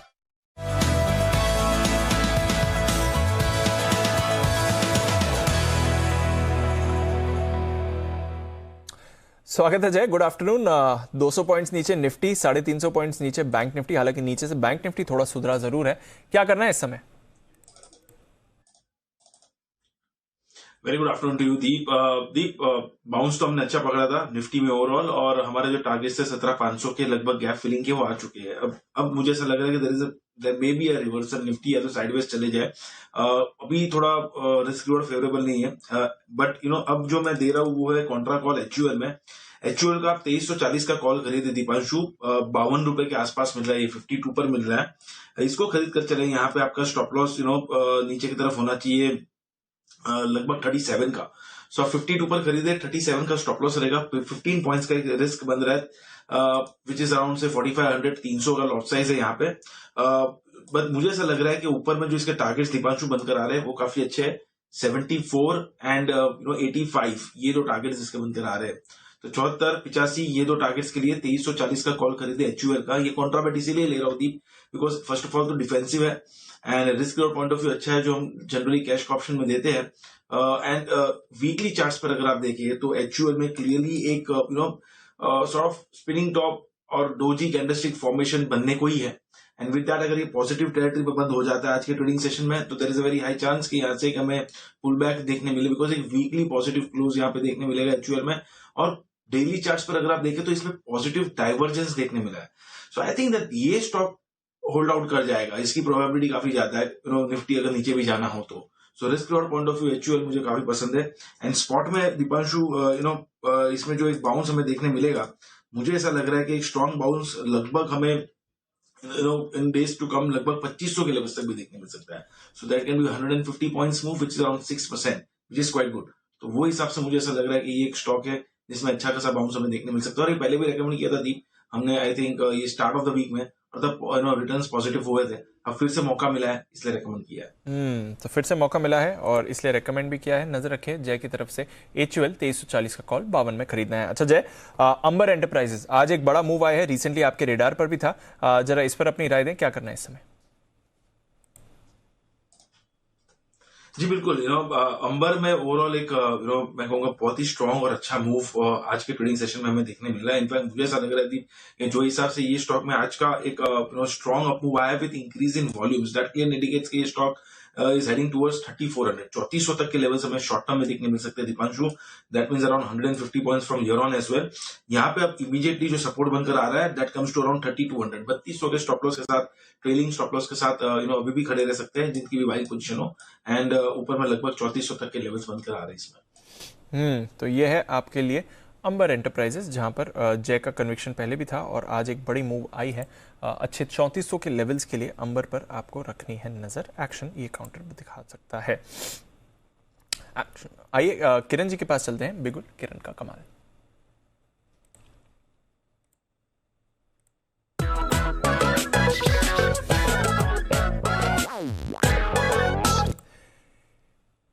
बताएं किरण जी। दीप, गिरते हुए बाजार में एक काउंटर है जहां पे एक अच्छी मूव देखने को मिल रही है और मुझे लगता है कि मंडे के लिए बहुत अच्छा BTST साबित होगा। बाय करना है GMR इंफ्रा, अभी 4265 के आसपास ट्रेड कर रहा है, इधर ही बाय करने की सलाह है। आपका स्टॉप लॉस रहेगा 4120 का और टारगेट्स के लिए 4480 और 46, ये मंडे के लिए टारगेट्स रहेंगे। परसेंटेज वाइज काफी बड़ी अपसाइड देखने को मिलेगी और इसमें बहुत अच्छी मूव जो आएगी वो लगभग 43-44 के ऊपर बहुत अच्छी मूव आएगी जो कि 46 के ऊपर भी ले जा सकती है। तो GMR इंफ्रा बाय करने की सलाह। GMR इंफ्रा बाय करने की सलाह है किरण जी की तरफ से। बढ़िया एक्शन इस पर आपको आते हुए दिख रहा है, देखते हैं यहाँ से क्या चाल रहेगी। By the way Ashu sir, I just realised पिछले हफ्ते आपने ITC पर पुट खरीदवाया था, बट आई थिंक वो नवंबर एक्सपायरी के लिए ही खरीदवाया था, एक्सपायरी के जो डिजास्टर्स की आप बात करते हैं। इस सीरीज के लिए ITC पर कोई राय जो आज वीकनेस फिर से आई है इस पर? दीपांशु, वो बिल्कुल आपने ठीक बोला, एक्सपायरी के लिए खरीदवाया था ₹1.25 का और वो 4-4.5 रुपए तक बिका था, मतलब 2 या 3 टाइम की रिटर्न थी और वो तब तक के लिए था। अभी कोई व्यू नहीं है दीपांशु, मेरे को लेना तो है नहीं है, स्टॉक बढ़ जाए फिर दोबारा से उसके फिर दोबारा पुट लेंगे, बेचने का भाव आएगा। कल भी I think Anil ji weightage दे रहे थे कि इसको 1:5 की वेटेज देनी चाहिए, इसको तो 1:20 की वेटेज देनी चाहिए दीपांशु, अगर ये बाइंग करके चलता है कोई तो उसके लिए तो मतलब ITC में कोई व्यू नहीं है दीपांशु। मतलब I will only wait for the opportunity, फिर ये 230-35 आए, फिर इसमें अच्छी अच्छी बातें हो सबकी और फिर हमारे को बेचने का मौका मिले इसके अंदर। बिल्कुल, ट्विटर पर पॉपुलर होने के लिए आशु सर और आपको रीजंस नहीं चाहिए, बट ITC फिर से बाउंस बैक आएगा, फिर से सेल कॉल आएगी और फिर से यहाँ पर लोगों के व्यूज आएंगे। बट फिलहाल इस समय ITC पर कोई व्यू नहीं है, बाउंस बैक पर देखेंगे क्या राय बनती है। बट बाउंस बैक आज तो नहीं आ रहा है, 228-229 के लेवल से काफी तेजी से गिना है। इस बीच टेगा इंडस्ट्रीज जो हमें दिख ही रहा था, रिकॉर्ड सब्सक्रिप्शन तो शायद नहीं आए, बट दमदार सब्सक्रिप्शन के फिगर्स आते हुए दिख सकते हैं। 200 गुना सब्सक्रिप्शन का लेवल इसने क्रॉस किया है, अभी भी करीब 1.5 घंटा बाकी है पूरे सब्सक्रिप्शंस आने के लिए, बट 201.5 ये है इस समय टेगा इंडस्ट्रीज का IPO अपडेट लेटेस्ट जो आपकी स्क्रीन पर आते हुए दिख रहा है। जबरदस्त एक्शन इस काउंटर में बना है आपके लिए आज। एक बार जरा AIA इंजीनियरिंग के भी चार्ट पर नजर डाल देते हैं, क्योंकि क्लोजेस्ट लिस्टेड पेयर अगर आप बात करें तो यही है। हालांकि of course in comparison to Tega काफी बड़ी कंपनी है, बट AIA इंजीनियरिंग पर भी रखे नजर। वैसे तो रिकॉर्ड सब्सक्रिप्शन फिगर्स टेगा के लिए आते हुए दिख रहे हैं। पर डेटा की बात निकली है तो बैन से बेनिफिट, 2 स्टॉक्स हैं ऑलरेडी बैन में, क्या बदलाव हो सकते हैं आइए जानते हैं देवांशी के साथ।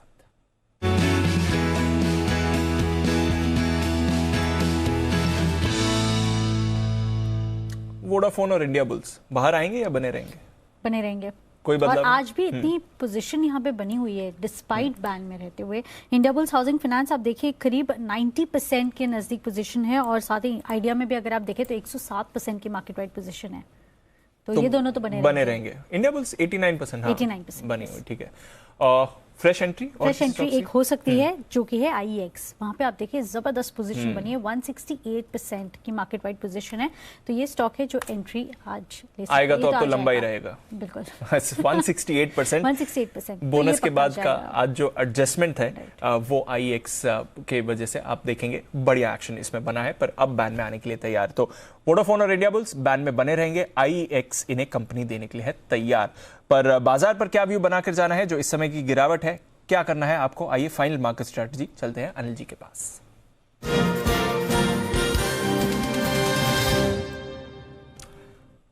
अनिल जी, कमजोरी बनी हुई है, उन्हीं लेवल्स पर हैं जब आपसे लास्ट बात करी थी, 17,200 के जस्ट नीचे अभी थोड़ा और गिरावट आई थी निफ्टी पर, करीब 17,180 तक के लेवल्स पर गया था, अभी 17,200 पर ट्रेड कर रहा है। बैंक निफ्टी नीचे से रिकवर हुआ है सर, लास्ट टाइम जब आपसे बात कर रहे थे 36,100 पर था बैंक निफ्टी, अभी आप देखेंगे तो 36,225 के पास है, तो करीब 100-125 अंकों की रिकवरी आई है, बट कमजोरी अभी भी है बैंक निफ्टी पर।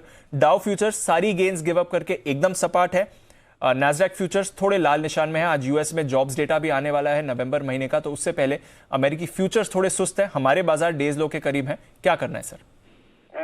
50% खरीदारी अभी कर सकते हैं, 50% सोमवार के लिए रख लें, चाहे आपकी शॉर्ट्स भी हैं चाहे आपको खरीदारी भी करनी है, क्योंकि अब सपोर्ट लेवल के आसपास है, यहाँ पर बेच की जाने में सेंस नहीं है, क्योंकि रिस्क रिवॉर्ड रेशियो फेवरेबल नहीं है।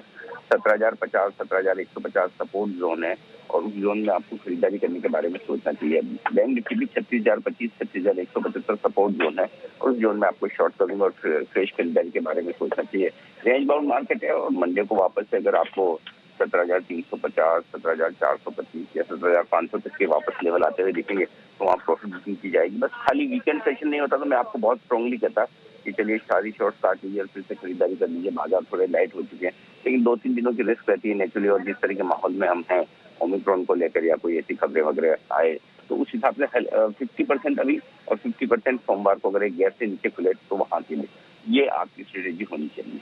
बिल्कुल, तो अब खरीदना है, बिकवाली नहीं करनी है, ये आपके लिए क्लियर व्यू है अनिल जी की तरफ से। आधा अभी खरीदिए, आधा मंडे को खरीदिए, पोजीशंस हल्की रखिए, रिस्क के हिसाब से। वीकेंड है, कुछ भी खबर आ सकती है, उसका रिएक्शन एक बार आपको मंडे ओपनिंग पर दिख भी सकता है, पॉजिटिव या नेगेटिव, बट अब फ्रेश बिकवाली के लेवल्स नहीं है, अब आप खरीदारी के लेवल्स बाजार में देख रहे हैं। आइए बिगुल जय का जैकपॉट।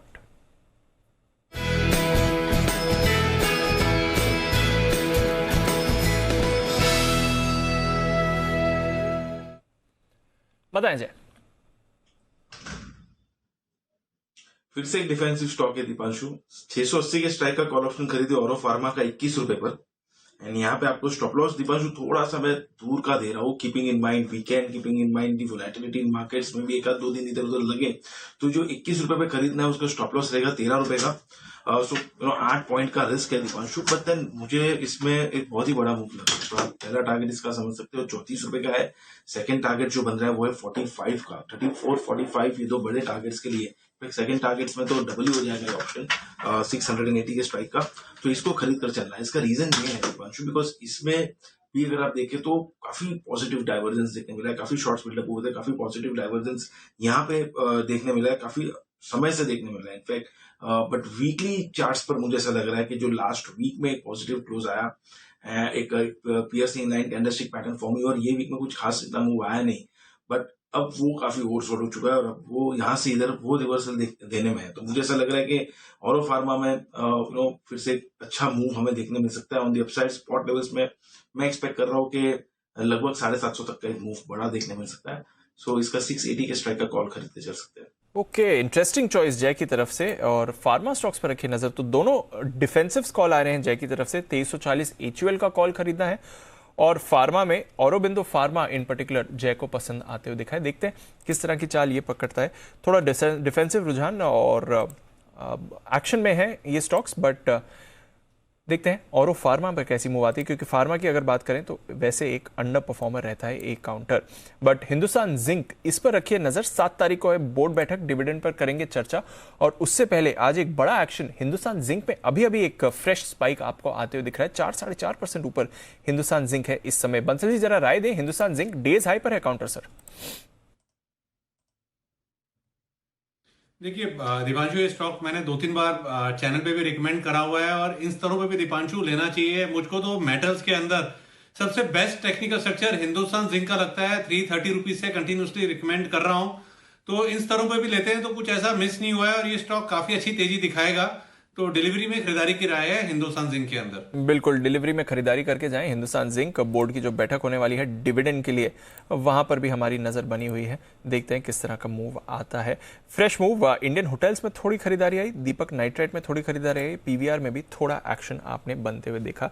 तो हल्का हल्का सा मूव इन सारे काउंटर्स में आ रहा है। एक स्टॉक जो कमजोरी दिखा रहा है इंडिया मार्ट। वागले साहब जरा इस पर नजर डालें।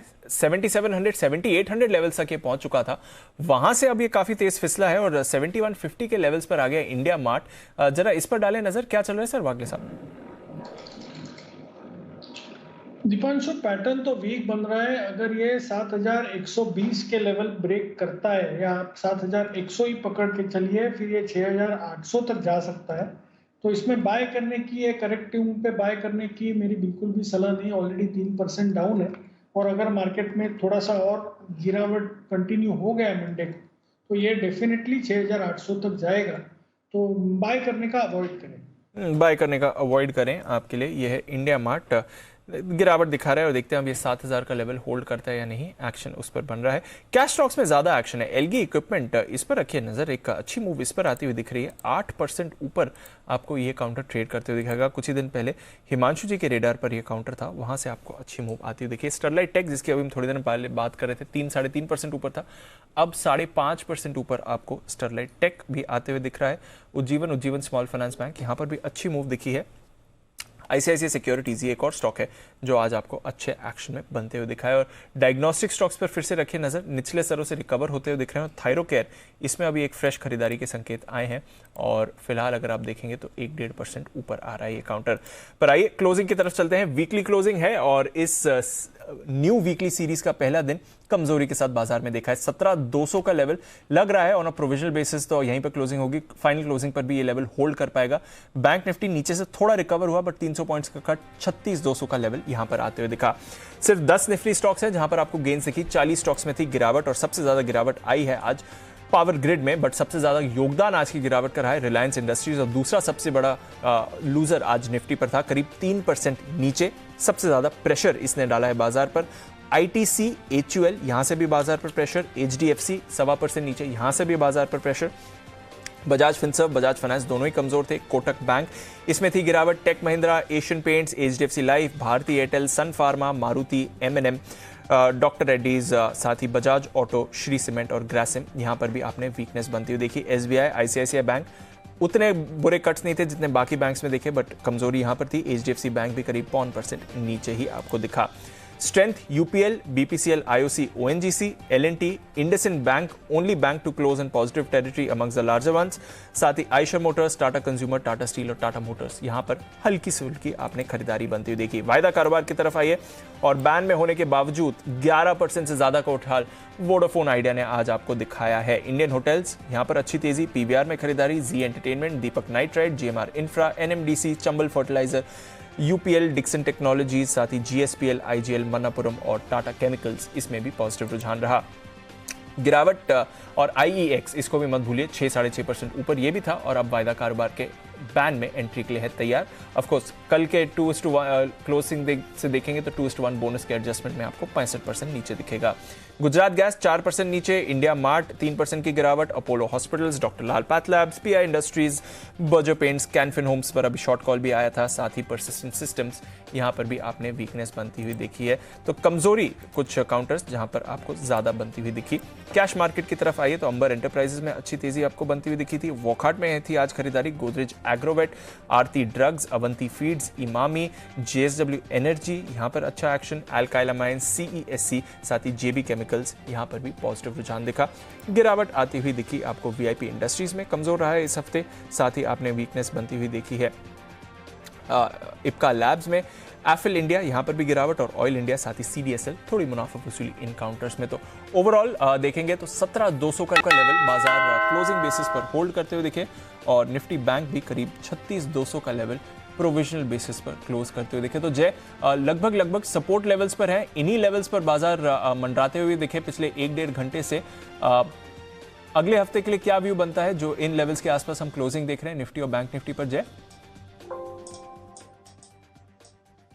बिल्कुल दीपांशु देखिए, नेक्स्ट वीक के लिए अगर कोई इंपॉर्टेंट लेवल अगर हमें मार्केट में देखना है एंटायर वीक के लिए तो वो है 17,000 का। दीपांशु 17,000 नेक्स्ट वीक के लिए बहुत ही इंपॉर्टेंट रहेगा। मुझे याद है कि जब ये वीक का हमें बाउंस देखने मिला दीपांशु, तो सबसे ज्यादा फर्स्ट ऑफ ऑल अगर आप देखेंगे तो 17,000 की पोजीशंस थी और वो जैसे ही 17,000 के ऊपर पोजीशंस थी वो निकली तो वो धीरे धीरे शिफ्ट होकर 17,100 से 200 पर हुई और अब 200 के आसपास ही क्लोज हमें देखने मिला है। तो पहला जो एक सपोर्ट बनकर आ रहा था वो 17,200 है और उसके बाद जो एक सपोर्ट दूसरा बनकर आ रहा है वो 17,000 है, which will act as a very very crucial support. तो आज सपोर्ट पर ही बंद हुआ है लगभग, एंड अब नेक्स्ट सपोर्ट 17,000 का है। अगर वो होल्ड करने में कामयाब रहता है then we can expect Nifty में फिर से थोड़ा ऊपर में एक बाउंस हमें देखने मिलेगा। और ऊपर के जो लेवल्स है दीपांशु वो 17,600 के। आई मीन ये पूरी एक्सपायरी के लिए मैं कहूंगा दीपांशु के निफ्टी के लिए 17,600 का लेवल बहुत ही इंपॉर्टेंट है दिसंबर सीरीज के लिए। अगर वो होल्ड आउट कर जाता है और उसके ऊपर जाता है तो ये एक बड़ी तेजी हमें going forward next calendar year में जनवरी से देखने मिलेगी। Otherwise 17,600 is a very crucial resistance for December series. So next week की अगर हम रेंज देखें तो ये बड़ी रेंज बनकर आ रही है 17,600 की दीपांशु।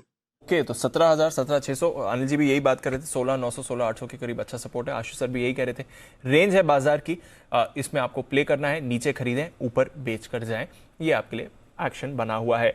बाजार का एक्शन तो था भरपूर, पर जी बिजनेस पर आज शाम भी कुछ दमदार प्रोग्रामिंग आपके लिए है तैयार। सबसे पहले तो सोना जनवरी के बाद दोबारा 50,000 का स्तर नहीं छू पाया है। अब साल का आखिरी महीना चल रहा है, ऐसे में क्या सोना 50,000 का स्तर छू पाएगा या फिर यहां से इस लेवल को छूने से फिर से चूक जाएगा? आखिरी ओवर में सिक्सर की कितनी गुंजाइश है?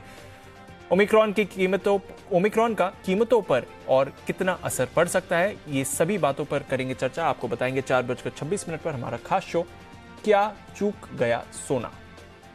इसके अलावा देश में जो ओमिक्रॉन का खतरा बना हुआ है, इसमें राहत की बात यह है कि ये तेजी से तो फैलता है मगर डेल्टा जितना घातक नहीं है। ऐसे में इससे बचने के लिए वैक्सीनेशन सबसे कारगर उपाय है, लेकिन सरकार ने तमाम कोशिशों के बाद भी हम देख रहे हैं कि लोग वैक्सीनेशन को लेकर लापरवाही दिखा रहे हैं। ये लोग अपने साथ साथ दूसरों के लिए भी खतरा बन रहे हैं। आज हम इसी पर करेंगे चर्चा, आपकी खबर आपका फायदा में, और जानेंगे कि टीकाकरण को लेकर सख्ती बरतने की जरूरत है। जिन लोगों ने वैक्सीनेशन अभी तक नहीं करवाया है उन्हें जागरूक करें, और टीका लगवाने के लिए सरकार कौन कौन से उपाय अपना रही है, दूसरे देशों में इस मामले में क्या सीखना चाहिए और ऐसा क्या किया जाए ताकि लोग हर हाल में टीका लगवाएं। चर्चा में हमारे साथ जुड़ेंगे डॉक्टर संजय राय जो कि हैं रिसर्चर कोवैक्सीन एम्स के, डॉक्टर समीर भाटी जो कि हैं मेंबर कोविड-19 कमेटी, डॉक्टर चंद्रकांत लहरिया जो कि पब्लिक हेल्थ एक्सपर्ट हैं। तो देखना न भूलें, टीके को नाना तो जुर्माना 4:56 पर।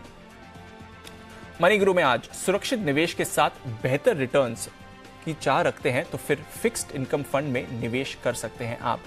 फिक्स्ड इनकम वो डेट फंड है जो फंड मनी मार्केट सिक्योरिटीज, सरकारी बॉन्ड्स और साथ ही कॉर्पोरेट बॉन्ड्स के AAA पेपर में निवेश करते हैं। किस तरह के कितने फिक्स्ड इनकम फंड्स हैं और क्या है इनसे जुड़ा हुआ जोखिम, इस पर करेंगे चर्चा 6:26 पर मनी गुरु में। कम जोखिम बेहतर रिटर्न फिक्स्ड इनकम फंड, हमारे साथ होंगे एक्सिस म्यूचुअल फंड के फिक्स्ड इनकम के को हेड देवांग शाह साहब।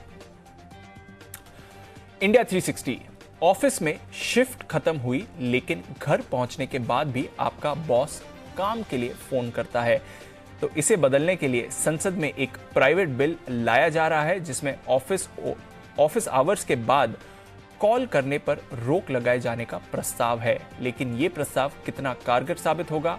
क्या वर्क आवर्स के बाद कॉल बंद होने का असर वर्क फ्रॉम होम पर नहीं पड़ेगा? इस पर करेंगे चर्चा। इंडिया 360 में आज आपको बताएंगे कि अभी किन देशों में क्या व्यवस्था है इस मुद्दे को लेकर। Sorry boss, shift over. इसके साथ ही हम काफी अन्य खबरों पर भी चर्चा करेंगे, विश्लेषण से आपको बताएंगे। 7:56 पर इंडिया 360 न्यूज का अपडेट वर्जन, ये देखना आप ना भूलें। फाइनल क्लोजिंग फिगर्स हैं आपके सामने। 17,200 के जस्ट नीचे निफ्टी क्लोज हुआ है 204-205 पॉइंट्स की गिरावट के साथ, और बैंक निफ्टी 300 पॉइंट्स की गिरावट के साथ 36,200 के जस्ट नीचे बंद होते हुए दिखा है। इंपॉर्टेंट लेवल्स हैं, रेंज बाउंड मार्केट है, देखते हैं मंडे का एक्शन कैसा रहेगा। बहुत बहुत शुक्रिया हमारे सभी एक्सपर्ट्स का आज जुड़ने के लिए, राकेश जी, कुणाल जी, साथ ही आशु सर, किरण जी, जय, विश्वेश जी और बागले साहब, आपका भी बहुत बहुत शुक्रिया। वीकेंड है सर, एंजॉय करिए, और मंडे को आपसे फिर से करेंगे बाजार पर चर्चा और बेहतरीन स्टॉक्स के बारे में आपसे भी जानेंगे।